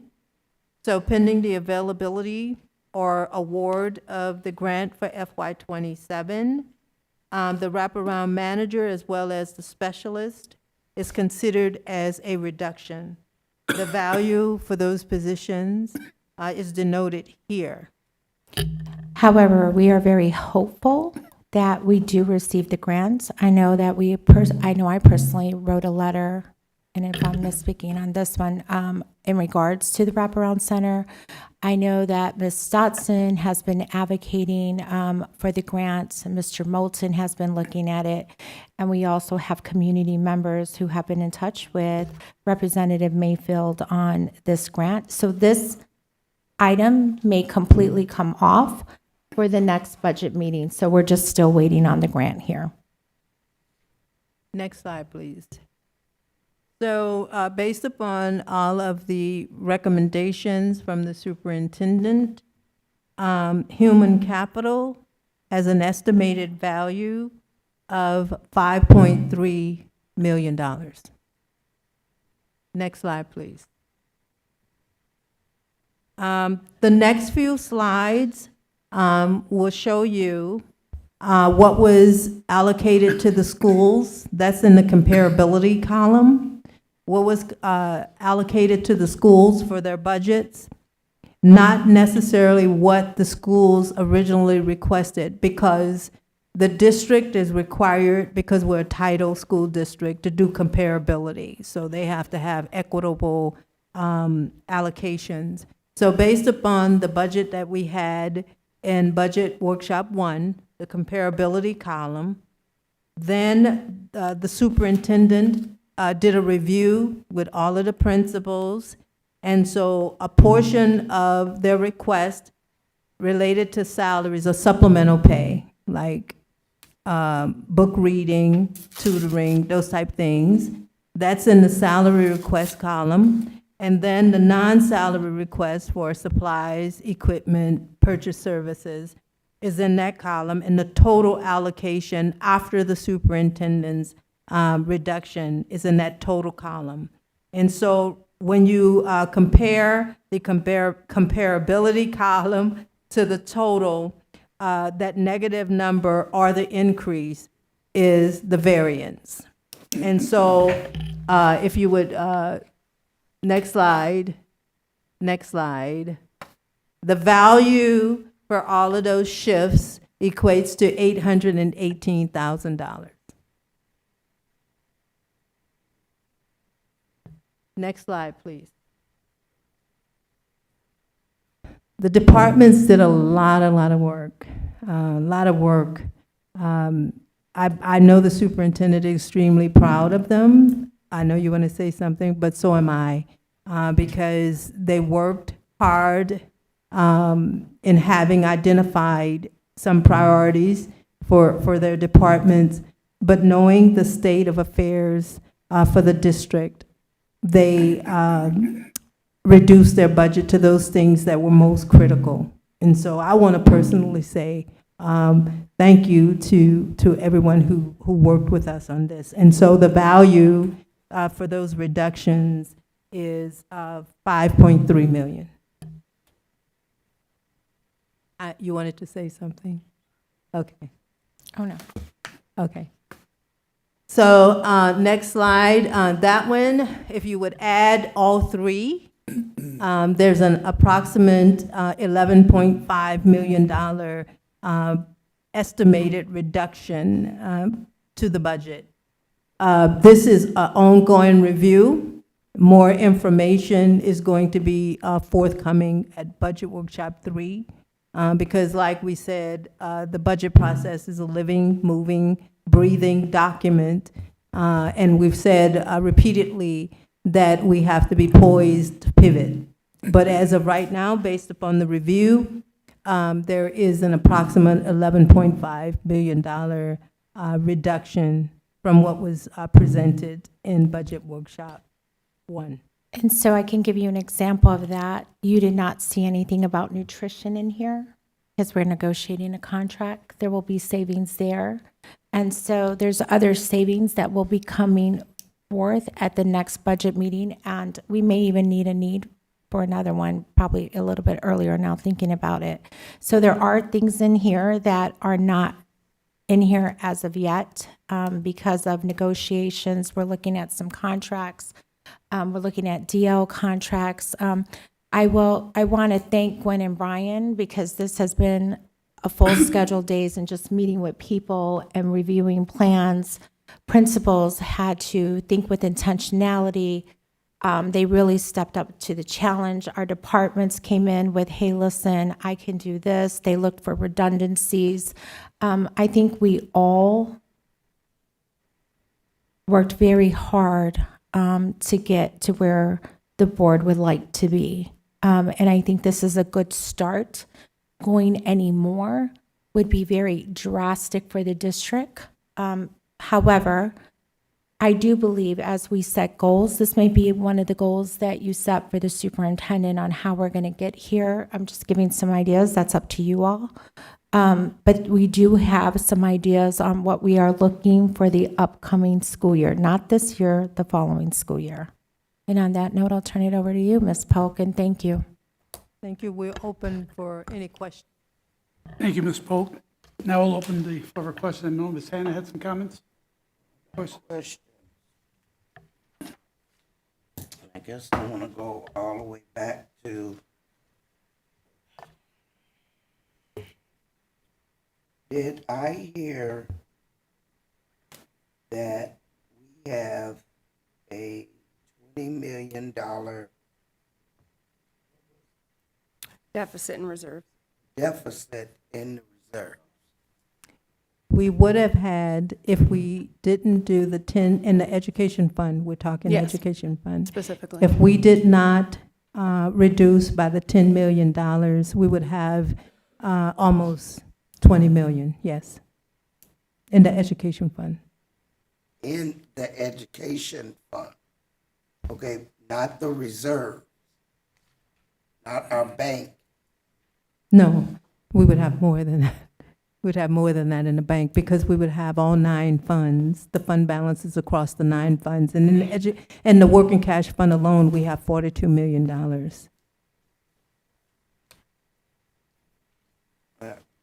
Ms. Lindsay. Go back and forth. Okay, so first, I'm impressed because you have not had a drink of water throughout this entire presentation, and just looking at the clock, it's been an hour and a half, let's say. So I want to thank you for the thoroughness. Thank you. I want to thank you for the pace at which you are going, because it is a lot of information.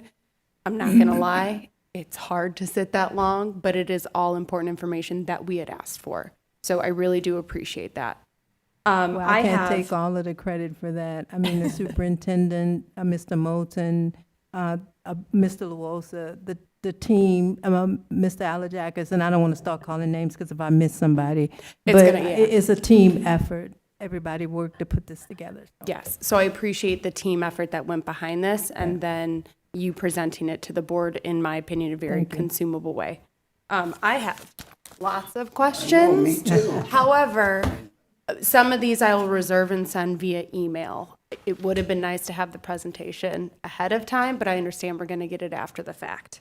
So I'm just going to kind of keep it to some comments and a couple of questions.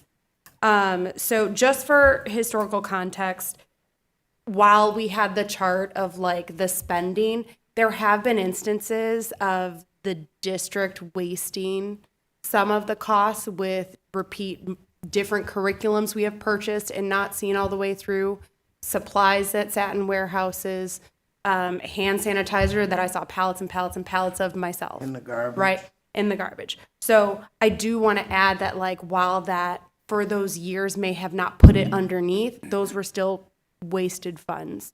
I do appreciate, especially with the literacy approach that we're taking, that we took a commitment of, we're doing this for 5 years. Buckle up, we're in this. We asked how many years, 3, 5, or 7, and everybody chose 5. So that locked us in to do it with intentionality.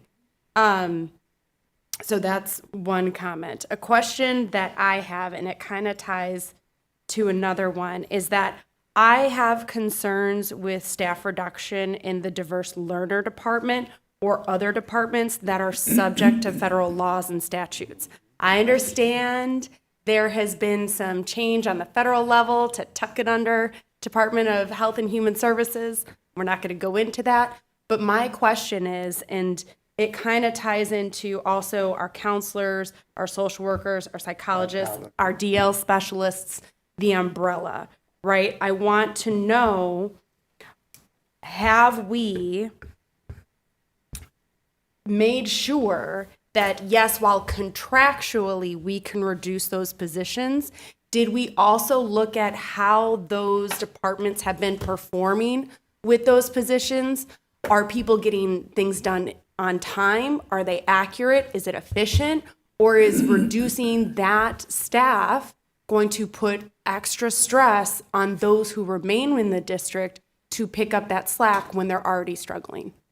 Well, since she's asking for DL, I'm gonna jump in there and I'm gonna ask about the paperwork for the Medicaid. Are those claims being put in on time? And are we receiving our funds? Okay, but then you're talking about reducing paraprofessionals and DL because don't the paraprofessionals, they're funded through the IEP process. And so are we going to be eliminating those paraprofessionals that? It's been some time since I've done the special ed personnel claim. So pardon me if I make a slight mistake, but I've been speaking to one of the support staff up there who's working on the claim for this year. But you're correct that we do submit the salaries for those classroom pairs, and we get reimbursed. But you have to also understand that we're not getting reimbursed 100%. Right, never have. Never have, and on time. So there's a lot of considerations, and I don't want to speak to the analysis that was done because I didn't do that analysis. But Mr. Riddle presented some thorough information about the ratio, student to staff ratio in various areas. And so those things have to be considered. One of the other things that I want to point Never out, received it. he verbalized it at the meeting, but one of the other things that I want to point out is that if you look at how much we're getting in special ed revenue, it's far below what we're spending in special ed. I'm sure. It's far below. And it's something that, I said that earlier when we were presenting, it's something that we really have to take a critical eye on, because with all of the discussions that are happening around the possibility of reducing it, the district really has to look at those things. I'm definitely not, and I don't want to speak for the superintendent, that we have to reduce the services to students. That's not what I'm saying. But the district does have to make some hard decisions about what it wants to do. It's just like this balance weight. You know, you only have so much money. Where is it you want to place the money? I understand, but Superintendent, can you answer my question? I can. I'm going to ask you to ask it again, and can I respectfully ask that we ask one question, answer it, so that we don't lose any context of the question?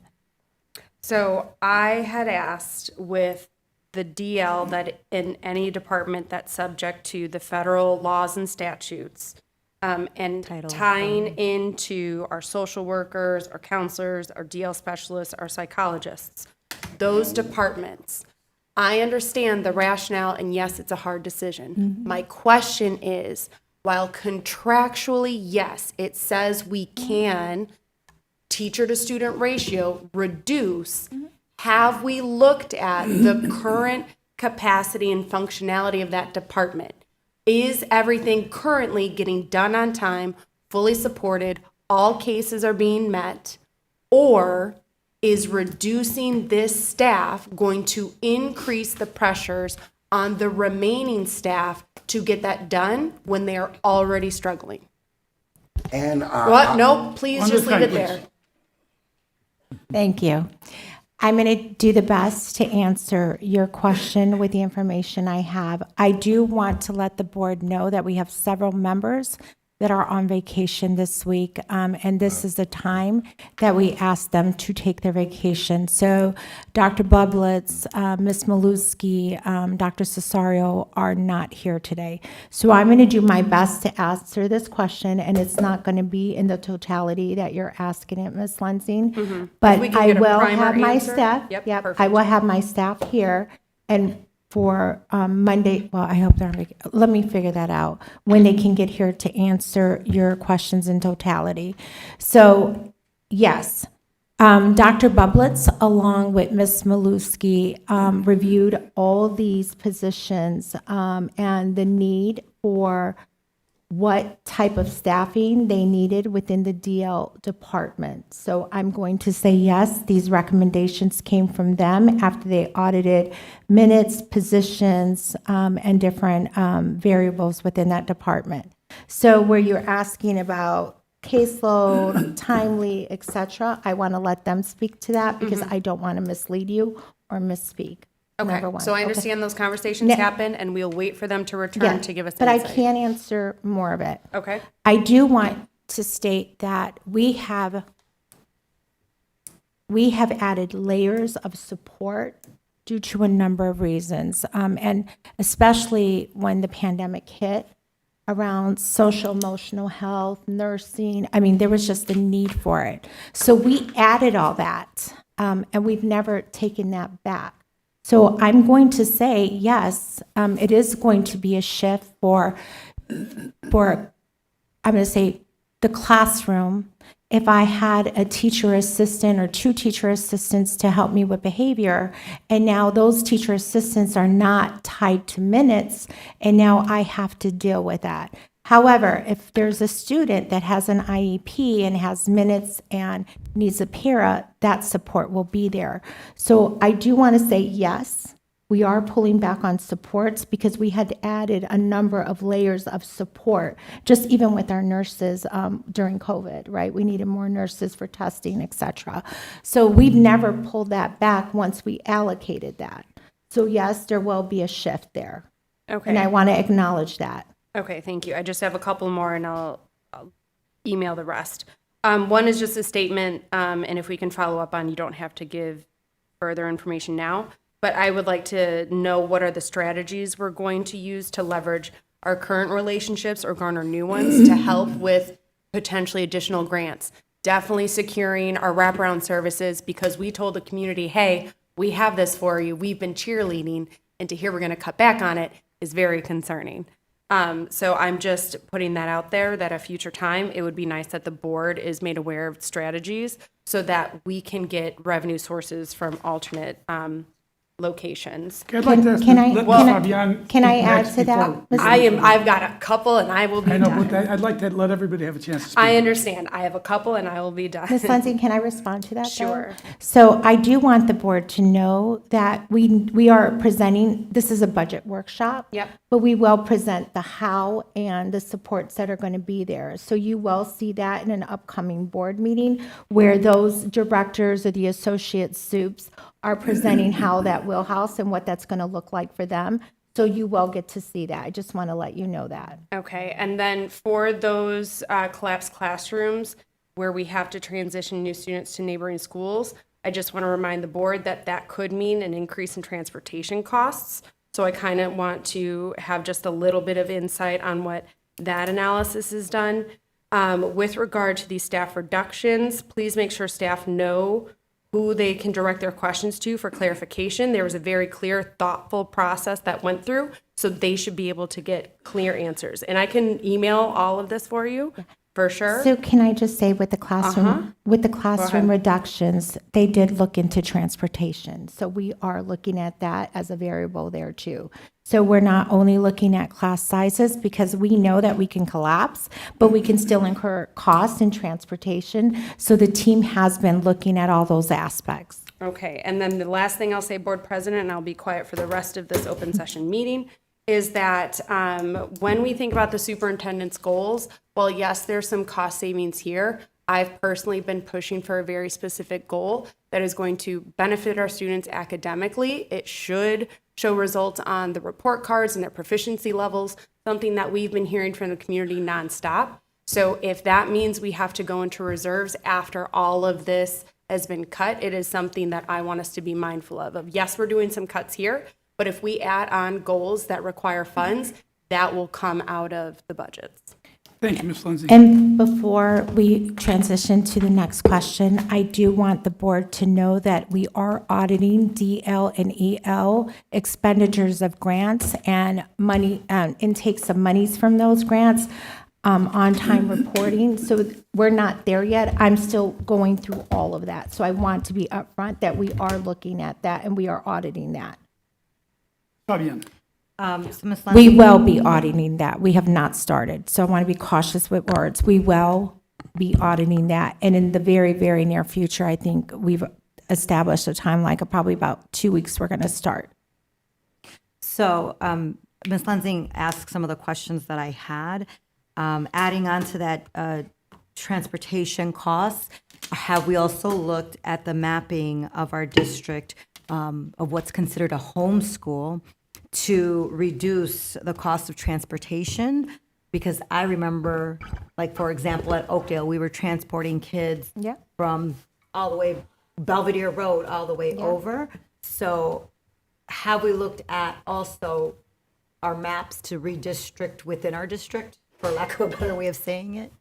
I'm so glad that the board is on the same page as us because Eric is smiling because we are looking at new boundaries and redistricting. So yes, as a matter of fact, Mr. Christensen is working on that.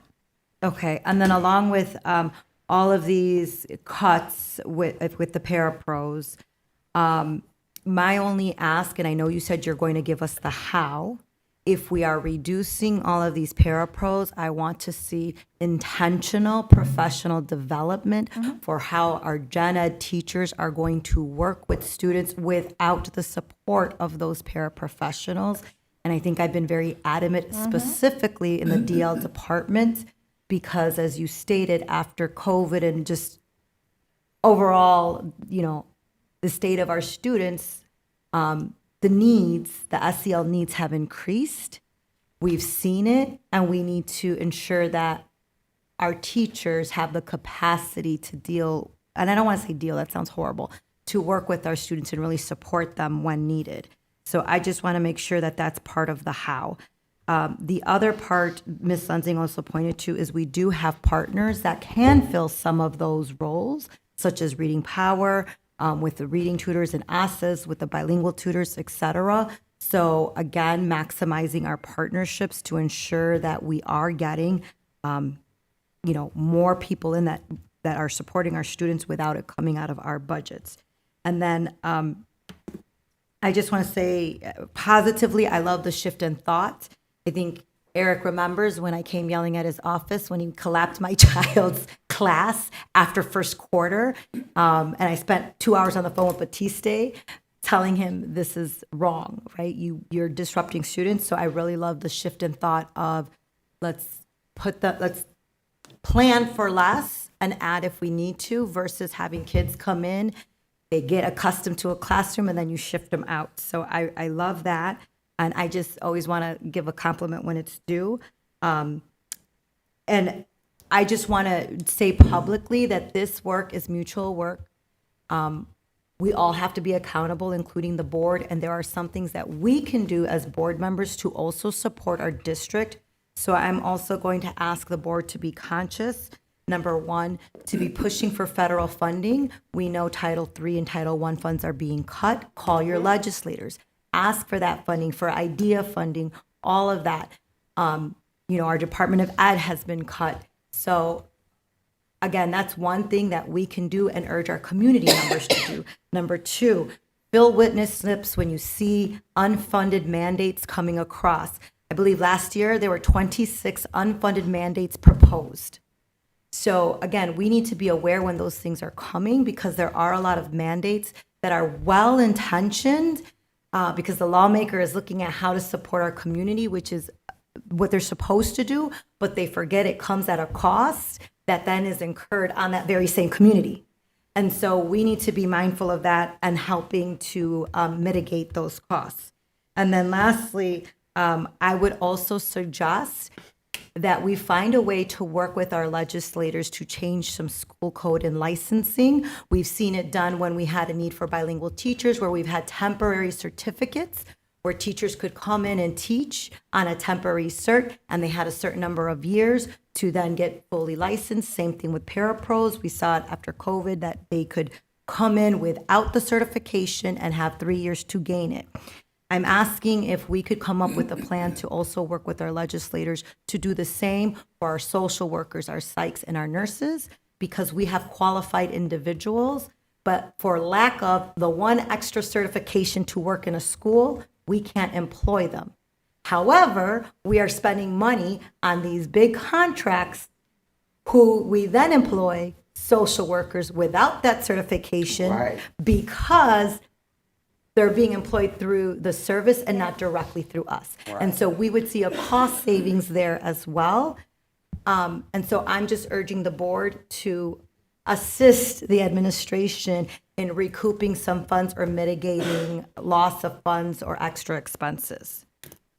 And in complete transparency with Ms. Fabian, we are not at the DL contract that came up. If you would have came a little bit earlier, we had a war room of a bunch of different things, so we are auditing that. So that is why I'm saying for the next workshop, you may see some differences on things that we're still looking at that are still on the table. So this number may increase. Will not go down, but may increase. And I want to just have one more final ask before that next meeting. Ms. Hannah, I guess, did not see the email. We got an email with Mr. Riddle's question about the staffing comparison, and there was a presentation that was made that compared through district-wide that we all made. If somebody could resend that so Ms. Hannah can see that and we're all on the same page. We will have Mr. Alajakis send that back out. Mr. Milton, can you capture that for him? I also see that Dr. Caesar is in the audience. Did you want to answer any questions, or should we wait till Dr. Bublitz comes back? I don't want to put you on the spot, but I didn't see you over there because I got the wrong glasses on. And Mr. Neeson, do you guys want to wait till we bring it back as the department, or?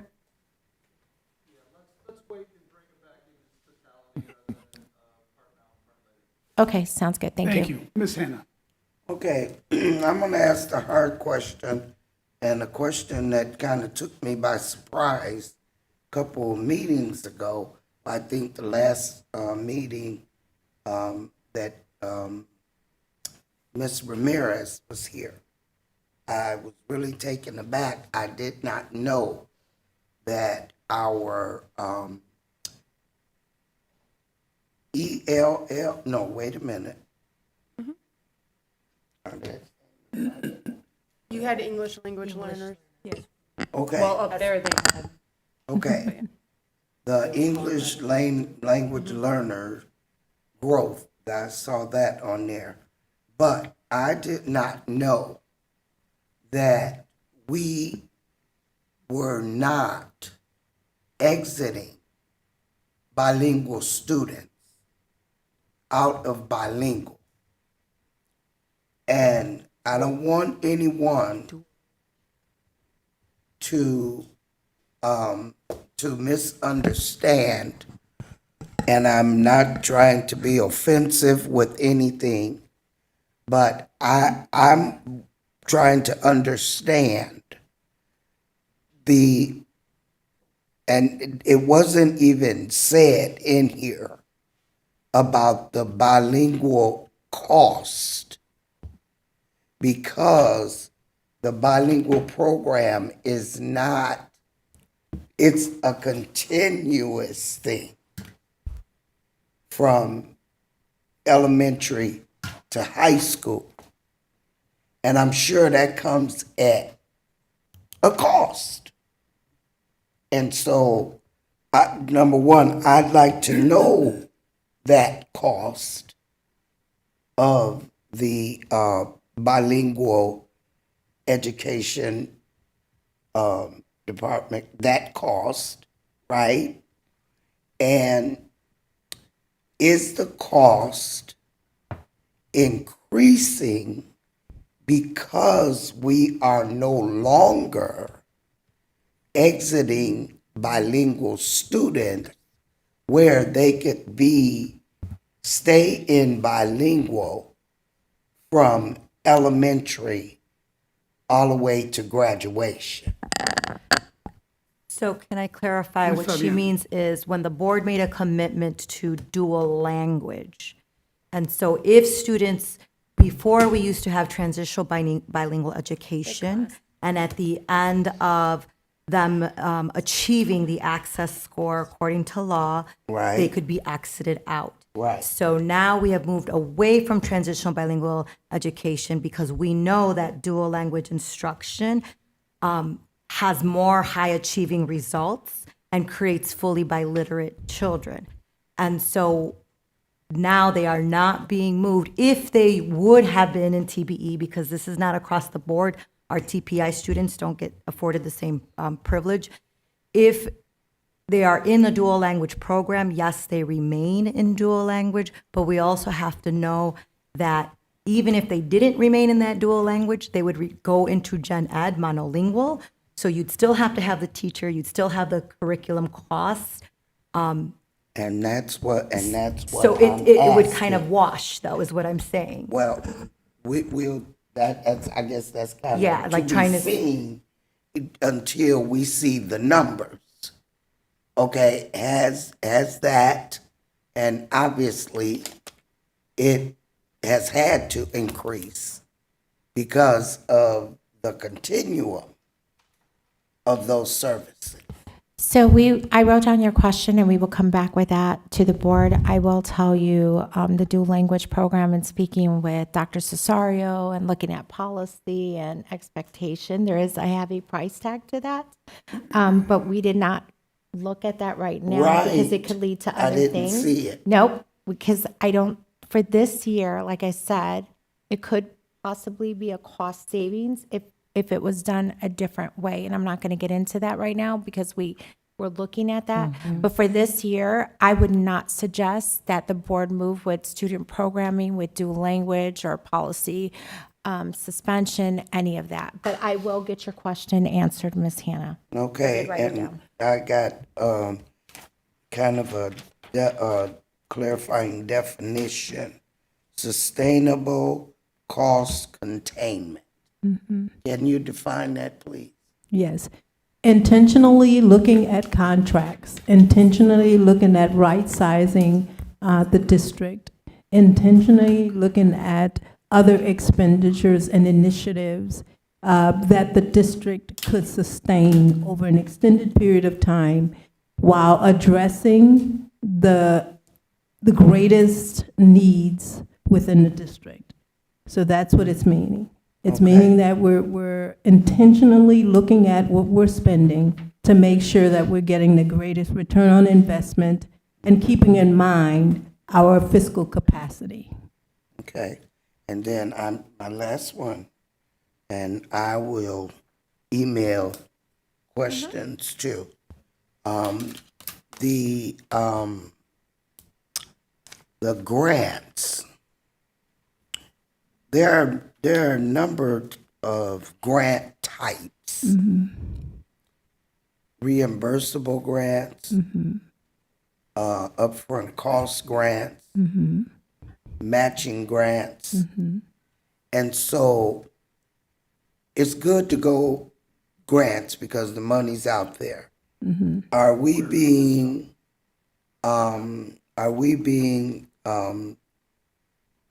sure about the types of grants we are going after? Yes. Where, example, though there's $1 million grant, but we have to upfront 200,000, or we have to upfront half of the money in order to get the money. That's what I'm talking about. And so I hope that we are, we're thinking about that and not just jumping at grants just because they're there. And if we are there going to be financial requirements to get the grant? I truly don't believe that we're doing that because Ms. Tate, as well as some of the other administrators, are looking at some of the initiatives that currently exist. And we're going to spend the money anyway. So for instance, if we're going to spend $400,000, there's a local contribution of 200. We write the grant for 400. We've actually reduced our liability for 200. So most of what we're writing these grants for, they're not new initiatives. They're existing initiatives that we could support with other funding. Does that make sense? It makes sense. I just want us to realize that. But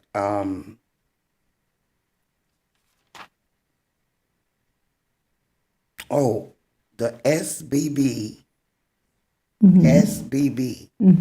that's the regular ed students, correct? No, school-based budgeting is simply School-based the budget. school improvement plans. Okay, that's being reduced. All requests, irrespective of whether it's a department or a school, it has to be aligned to something. It has to be meaningful, and it has to have a return on investment. And so the area superintendents, the deputies, and then ultimately, as we presented tonight, the superintendent looked at those and required that they are meaningful, they're strategic, and that they have an impact that would really address student needs.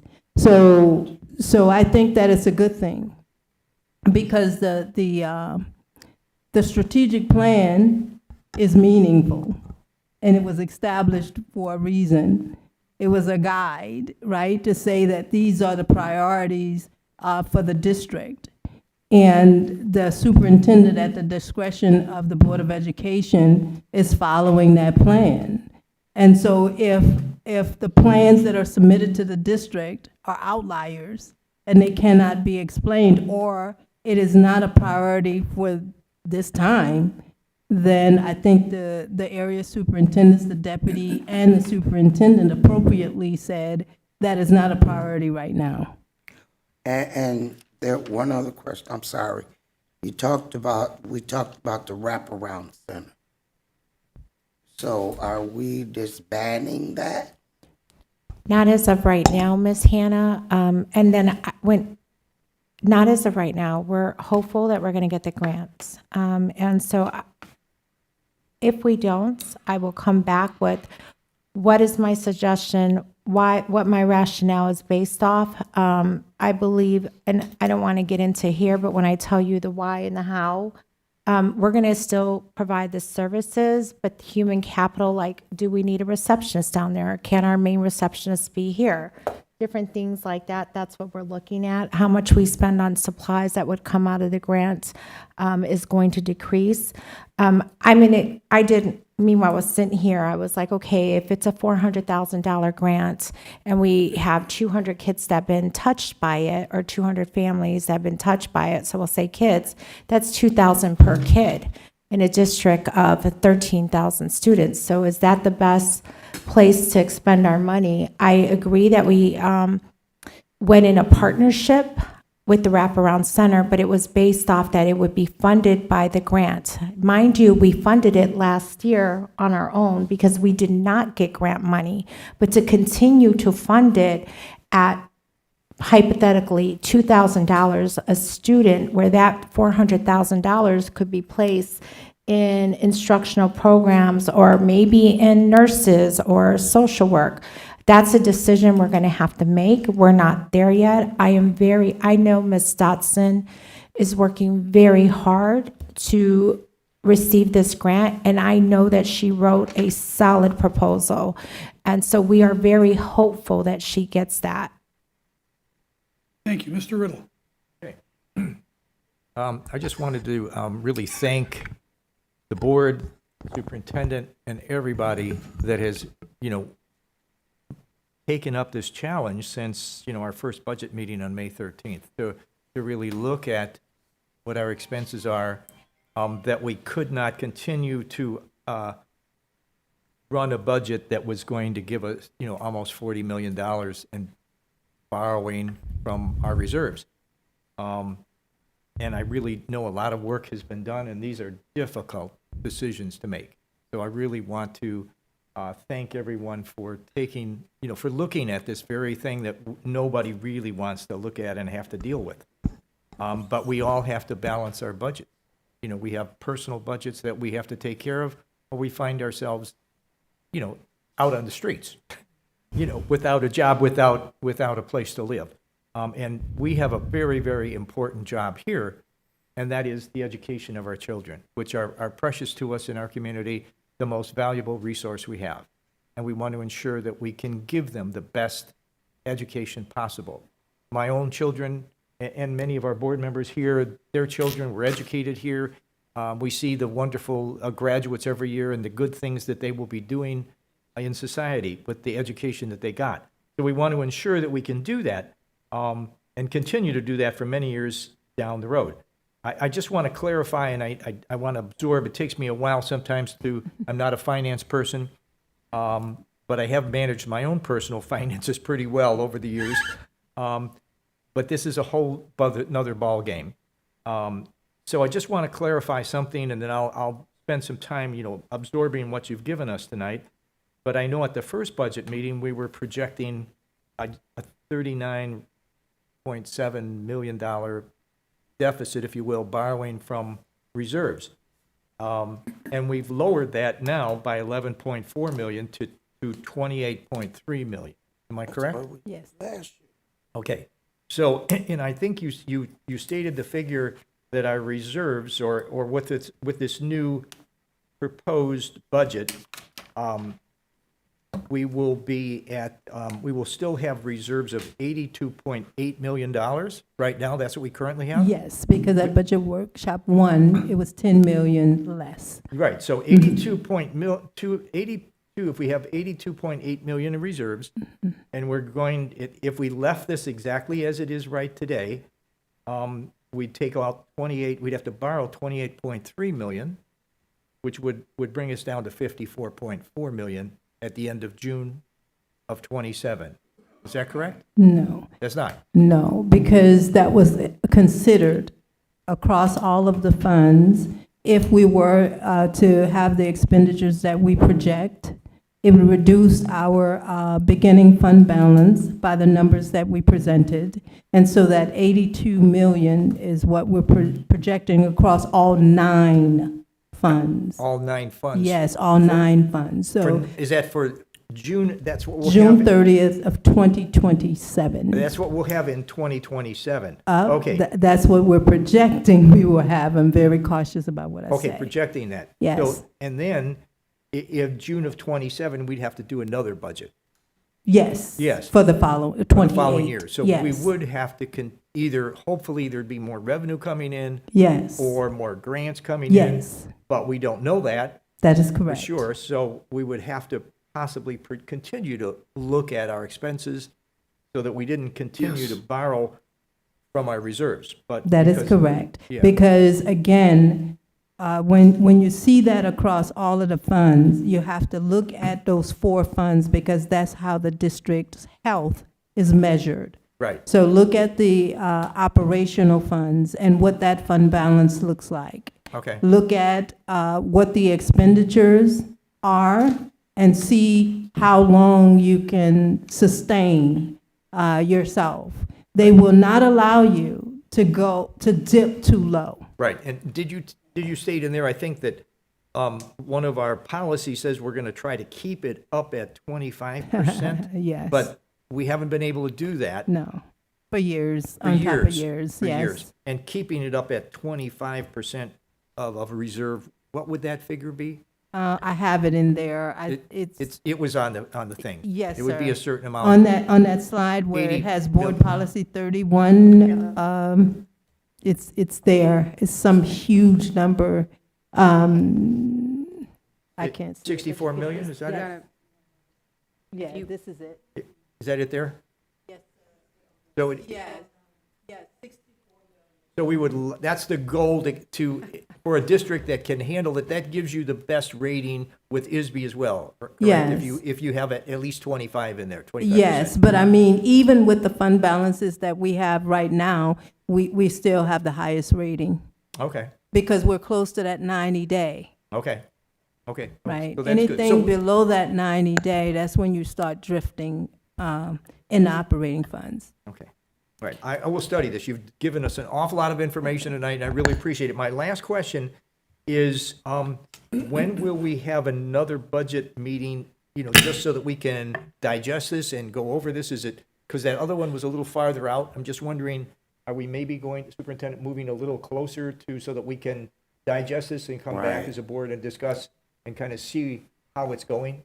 If that is the will of the board, what I will tell you, what we presented today, of course, like we said, what I'm really working hard on is trying to ensure that people are able to move into vacant positions without losing their job. And so now I need to go, I showed you where we're moving. There's some that there's not going to be any impact because they're vacancies, right? And there's a number of them. But there are some where there are, but we do have a high vacancy rate in paras. So we're going to look at how we can staff those. And we also have vacancies in our security personnel. So my goal is to really work very hard to ensure that the people that are going to be impacted have rights to other jobs, or even if there's a secretarial position, right? Maybe they want to go from a bilingual tutor to a secretarial position. So we're going to work on that because, all of that impacts morale, right? Right. I also want to state, so this is the plan right now to decrease and get to 11.5 million, right? Yes. At the request of the board. This is what we have. This is our best work right now. This number may increase as we look at contracts, as we're auditing EL and DL, because we can do some movement there for this upcoming year. But there are some contracts that are stable that we can't touch because we're already in contract with them, right? So we're looking at that. I lost my train of thought. Contracts. I also want to state that as we're looking at this, we're not only looking for this year, and I'm glad you brought that up, Mr. Riddle, we're already looking at plans of what we can do for the following school year and places that maybe we can be more conservative in. And so those conversations are happening simultaneously as we're looking at our upcoming school year. So I want you to know that we're just not looking at this year, we're also looking at the upcoming school year. So, Superintendent, by August the 4th, I think that's our next budget meeting that Yes, was sir. previously solidified. Maybe that would give us enough time because we have to approve the budget in September. So I'm just wondering does the board feel comfortable with keeping it the same, August 4th, or would we want Are to? you asking for another meeting? I'm just, well, I know we don't like meetings in July, so So- I don't. Traditionally, we've We need approved to one in have- September. Yes. Yes. So Yes. we're not changing the timeline. We would be saying that we're adding an additional budget meeting then. Yes. For an additional update as to what progress there- has been there- made? Right, what I'm saying is we're not, if we meet We're not delaying. sooner, Yeah. we're not going to take the vote sooner. We're No, just no, of adding course another not. budget. No. And we're not going to take away the August meeting. Well, maybe the August 4th one, no, we wouldn't do away with the August 4th. I'm just wondering if we need one earlier than that. or if we want to just stay with August the 4th. I'm going to ask for clarity of the board. So, and not because we don't want to have another meeting. I'm all for another meeting, and so is Ms. Polk. I guess my question is, what would you want to see in that meeting? Because right now, this is our best thinking on how we cut half of that deficit or plus. So I guess that is my question. What would you want to see in that meeting? Well, you said this is 11 plus, and I wondered what the plus is going to be. Is it $1 million? Is it another? You already seen it. It's $11,500. Can you pull that up on the cost savings, please? There it is. Oh, okay, so that's, but then you talked about the contracts, that doesn't include some of the contracts that we were going to try to renegotiate or see, and including our food and some of the stuff that you said we Right. might save on. Yes, but I think right now so I want to be cautious and respectful. Right now, you know that you're saving $11,473. Right. Anything extra will be that nutrition contract, and so it would be minimal. So you may get to maybe 13,000. I mean, 12 million or 13 million, but I don't see it going above that. There's not going to be no 15, 16 million this time. This is our best thinking, and this is where we're at right now. Our food contract previously, and Mr. Moulton, correct me if I'm wrong, please, was more expensive than the one that we're getting in now. Is that correct? Is there cost savings there? I don't give the numbers because I know Ms. Vanderbroek said we cannot give numbers, but I know when we were in the back, you said there was a cost savings for the nutrition contract.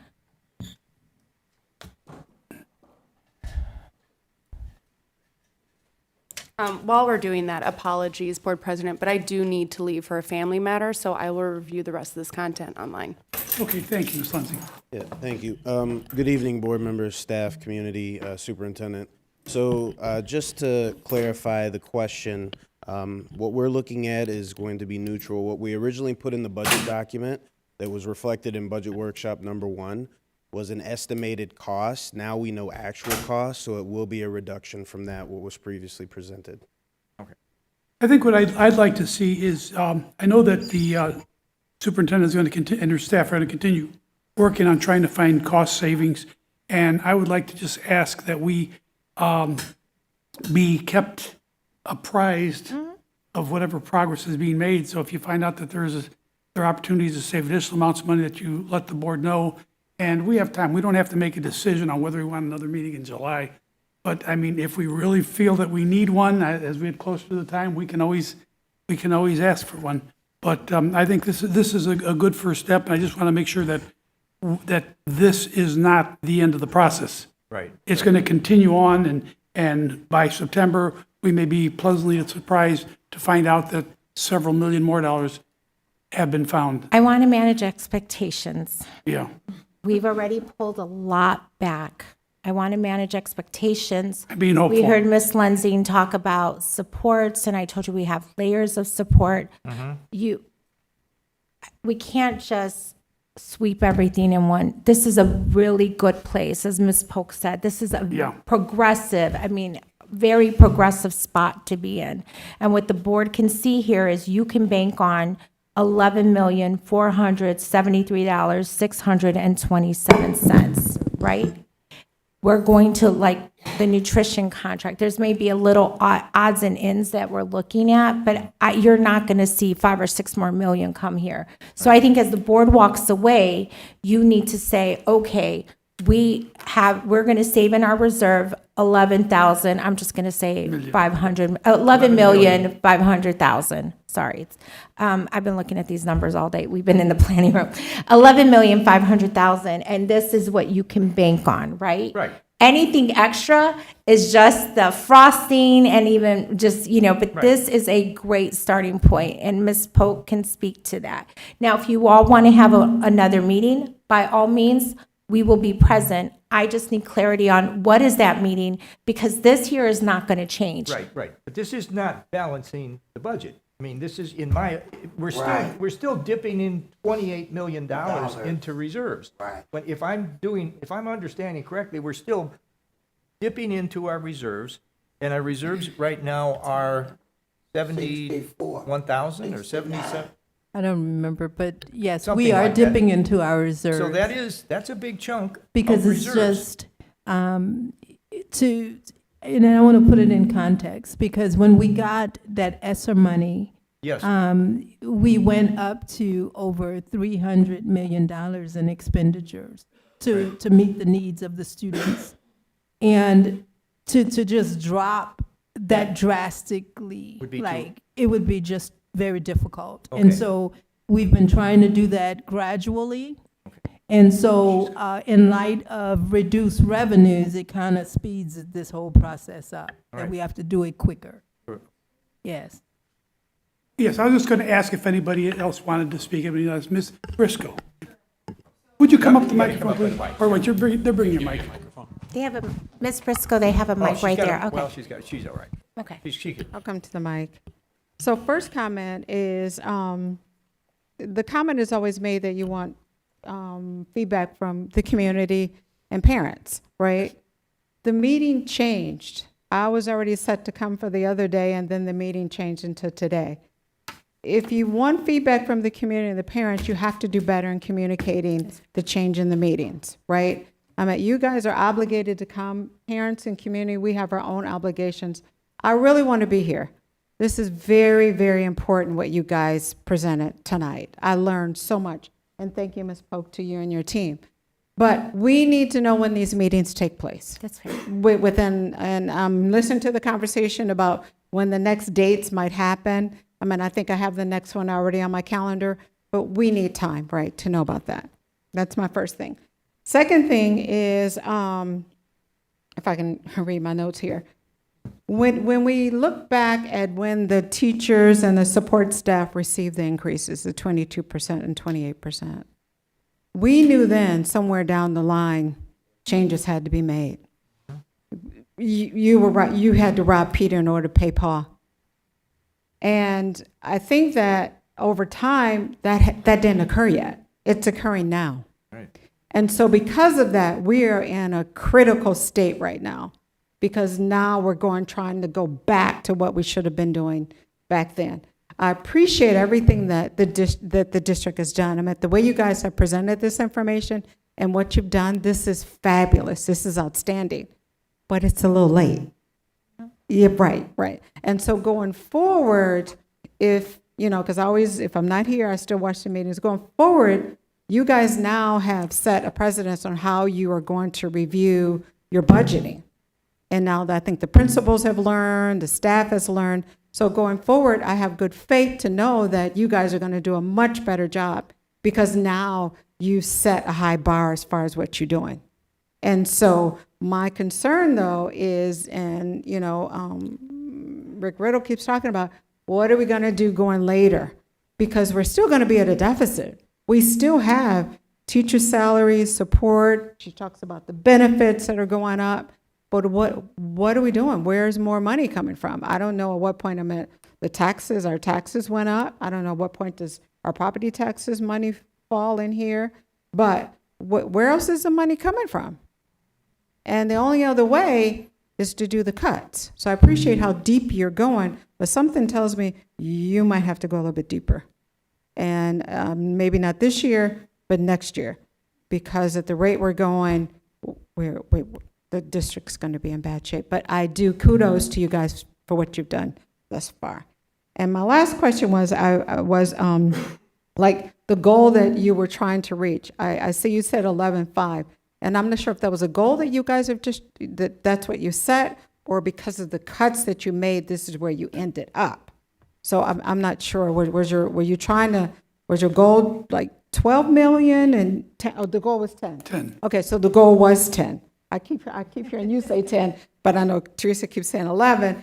But okay, so you reached your goal. So I'm saying we exceeded the goal. You exceeded the goal. Okay. All right, I think that was all my questions here. Thank you so much. Thank you, Ms. Briscoe. Mr. Vukovic. I'd like to thank Gwen. The message that she gave tonight really hasn't changed over the last 4, 5, 6 years. She's warned about spending, yet You guys keep doing it. You know, I brought up last night the attendance, the population number. That didn't just fall off the cliff this year. That's been going on now for 6 years. You've lost the equivalent of an entire grade school in this community. 1, 2 years, and then the equivalent of a middle school and another grade school. The numbers have been going down, but you guys keep spending. We don't have a revenue problem per se, it's a spending problem. Earlier this year, you approved contract, renewal of contracts at the high school for, I think, counseling services. And I'm not questioning the program, but if I'm not mistaken, it was a 2-year renewal. You know, if things were this tight, you should have only gone 1 year. Now, the high school population has gone down 16% in the last 6 years. Is there any way to renegotiate some of those contracts? Well, the population decline isn't anything new in this community. It happens in cycles. In the 70s, there were mobile classrooms all over town. And by the mid-'80s, Whittier School was closed because the school numbers went down. Hell, at one time, around 1990, I think it was, they closed Washington campus. There was one high school in this town. It was a disaster, but things get tough, you've got to do that. You know, and I'm going to say this here. You guys have to lead by example. You talk about contracts. You've got one contract here that you have direct control over, and you lead by example. Sometimes somebody has to take a pay freeze or even a pay cut. If you're going to ask other members of your staff, some you're going to let go, maybe you need to lead by example, because it's everybody talks about the scores aren't going up or minimally, but our costs are. I wish Ms. Lensing was here because she talks about the equity number. And I think that according to the report card, we're at about $22,000 per student. That's up from $13,000 in 19, I believe. Other communities that you look at, some of our other districts, they're in that same ballpark. So they're spending the same amount as we are on a student, but it's just what they're spending it on. So I think you got to look at all your priorities here and start over. And your facilities, we added, this district added classrooms to a number of schools about 15 years ago, yet they continued to keep those 30-year-old, they're portable classrooms. They were trailers that were brought in. I think the lifetime of them are expired, but those are very expensive for your operating costs, your heating, air conditioning. Are they needed? You got a couple of schools with 300 kids in them. Do you need those all over? So, Thank you, Mr. Vukovic. And Mr. Vukovic, I do want to state that's exactly what we're looking at when we state that we're looking not only at this budget year, but also the upcoming budget year, right? Space utilization, right? And that is something I brought up. Do we need a certain school? Do we close that school down? Do we save on that efficiency, right? What are those numbers? So we are looking at that for our plan. And I want to publicly state that if my staff ever has to have a pay freeze, I will take a pay freeze with them. And that is public, it is recorded. If any of my staff, my teachers, my administrators have to take a pay freeze, I will forego my cost of living increase with them. I have told the board privately that, but now I will publicly state that because I will stand with my staff. Thank you.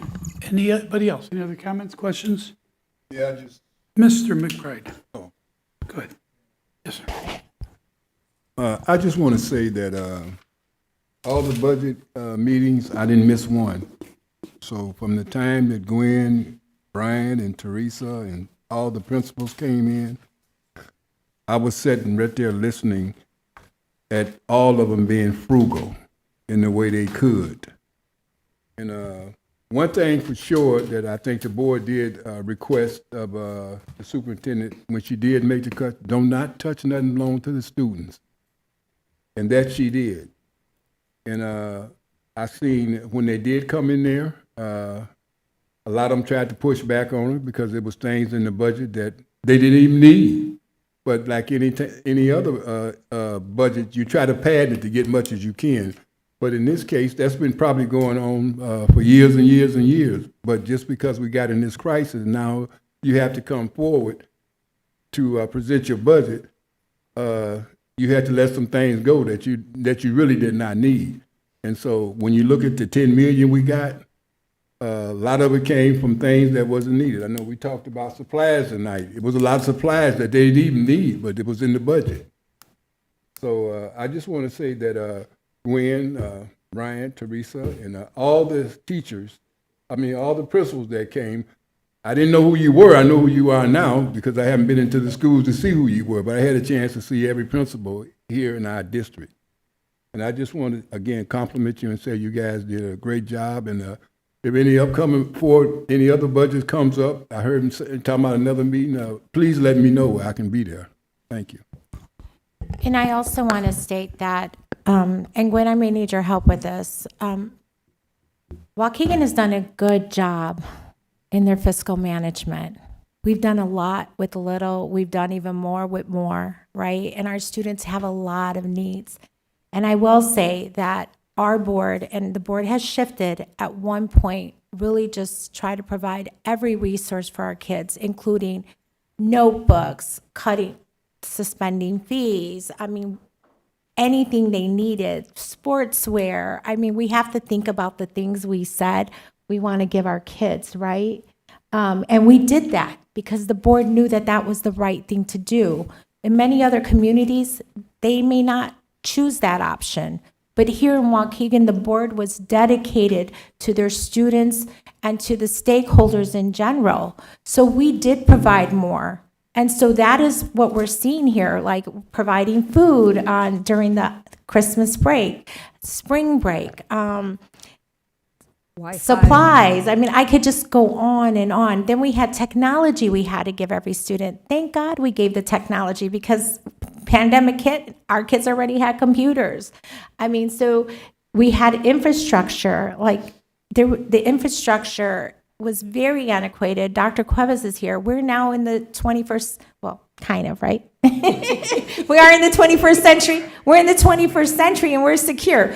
I just know that ball constantly shifts and we constantly need to buy more protection. So everything done here has been with great intent and intentionality for our students and our students' well-being. And we are not closing schools. We're not hopefully rifting people. We're not rifting teachers. Possibly will we get to that point? I'm going to say, I hope that never happens, and I'm not even going to speak that. What I can say is that we have been cautious with our dollars, and our community has needs. And so this Board of Education tried to meet them where they were and help with those needs. And we have to commend the Board of Education for that. And that's even where the 6 years of not raising taxes came from. But it cost us now because they knew it was the right thing for the community when our parents and many people weren't working and weren't able to buy resources for their house. That's where that came from. The teacher's contract. I personally said, and I remember meeting with Kathy Schwartz, I said, it's probably going to take us 3 negotiations to get where we're at. And we did that sooner than I had projected. Now, could it have taken that and it would have been a more conservative approach? Yes. However, it was the will of the board and it was the right thing to do for our staff. And so we did make some hard decisions, but there was benefits for that. Now we just have to know that there's some things we may have to cut back on. One thing, and I'm just going to give an example, was our college day. There's a budget for $30,000 for our seniors for college day that has to get cut. We can't have food trucks. We provide food trucks. We provide shirts. It's a great time for our students. It's a great experience. We just can't do that anymore. Right? So we have to think of things like that. And that just came to my mind because Gwen and I were like, 30,000 on a day, how many kids is that? And so that's how we were looking at that, right? Is it the right thing to do? Absolutely. Was it done in the right spirit? Absolutely. Can we continue to do things like that? We can. However, now we may have to just cook our own hamburgers and hot dogs and get out the grills. We can still have a great college day. We can still have fun. We can still celebrate our students. We just have to approach it differently. And that's the lens we looked at this from. And are we going to start using Talk in the our, microphone, please. are we going to start using our buildings for meetings instead of renting out different venues? We don't need the Genesee Theater to do our 8th grade promotions. We don't need that. We don't need to use the what's the place out downtown? The green belt. We don't need On the Green green Bay. belt. We have sufficient facilities in District 60 where those funds can be averted somewhere else. You're absolutely correct, Ms. Hannah, and that has been a statement of mine that we will not be going outside for PD. However, there are some instances where I believe, I don't remember which one, showed me the cost in-house versus outside, and the cost outside was more feasible because of other aspects than that. So we are looking at that, but the deputies have been informed that their PDs are to happen at all those graduations, et cetera, in-house, including some face programs that we would have at the Genesee. You're going to see those come back within our building. So those are all components that we've looked at here, right? And the We're still- consultants, I'm looking for all of that, the consultant reductions. We don't need all the consultants. We pay a lot of money for our executive staff. And when we hired them, looking at their resumes and everything, they have everything that should be able to teach or give professional development to other staff members according to their resumes. And we should not be having to constantly go out and bring in consultants to do different work. I've never seen so many consultants since I've sat on this board. But So, Ms. Hannah, I can tell you that we are looking at consultants and contracts. thank you. Ms. Fabian. I just also want to thank the board, and I think the superintendent said this earlier, that we are at a spot where the board has been more clear and more in consensus with how we want to move the budget, because it is a partnership between the board and the administration. Mr. Bukovic, thank you for pointing out those obvious hard decisions that we're going to have to make, and for your support on that, because to your point, Ms. Placencia, we have tried to keep it all, and we want to keep giving to our community. But now is the time that we have to say, like, we just can't, and we need to start pulling back. And so I commend my fellow board members for finally saying, yes, we have to start cutting back, because I don't think we've ever said it out loud in public that we are going to have to look at stat. We have for what you just said. We've said it for, like, why are we spending money to go out, right? But when we're making those really difficult decisions on how we're utilizing our buildings, are we maximizing them? Should we close the school down? Do we need to cut positions? Those are the really hard asks up here, especially for many of us, because we know the people, we know the faces that are attached. And so we always say it's never personal. It's personal to that person because we are shifting their work, but we have to look at the solvency of the district, and we're making those hard decisions. And so I just, again, want to commend the board to say thank you for being more clear and being public about, yes, we need to look at those hard cuts. Thank you. Anybody else? Is there anybody else like to say something? Okay, in that case, I would like to ask for a motion to adjourn the budget workshop number 2. So moved. Motion by Ms. Fabian, second by Ms. Hannah. All in favor? Aye. Opposed? Motion carries. Meeting is adjourned at 8:49. All right, we are going to have a 10-minute recess, and then we'll be starting the special meeting. We're going to start that here, Mike, right? We started here, yes. We have to start it here. Can we make sure Mrs. Ramirez Yes, is there we still go. on the line? Yes. Is Ms. Ramirez still with us? She just hung up. I think she thinks you're going to call her in closed session. No, when we start off in closed session, we'll, thank you. Okay. 10-minute recess. A lot of money, too. I bet it was.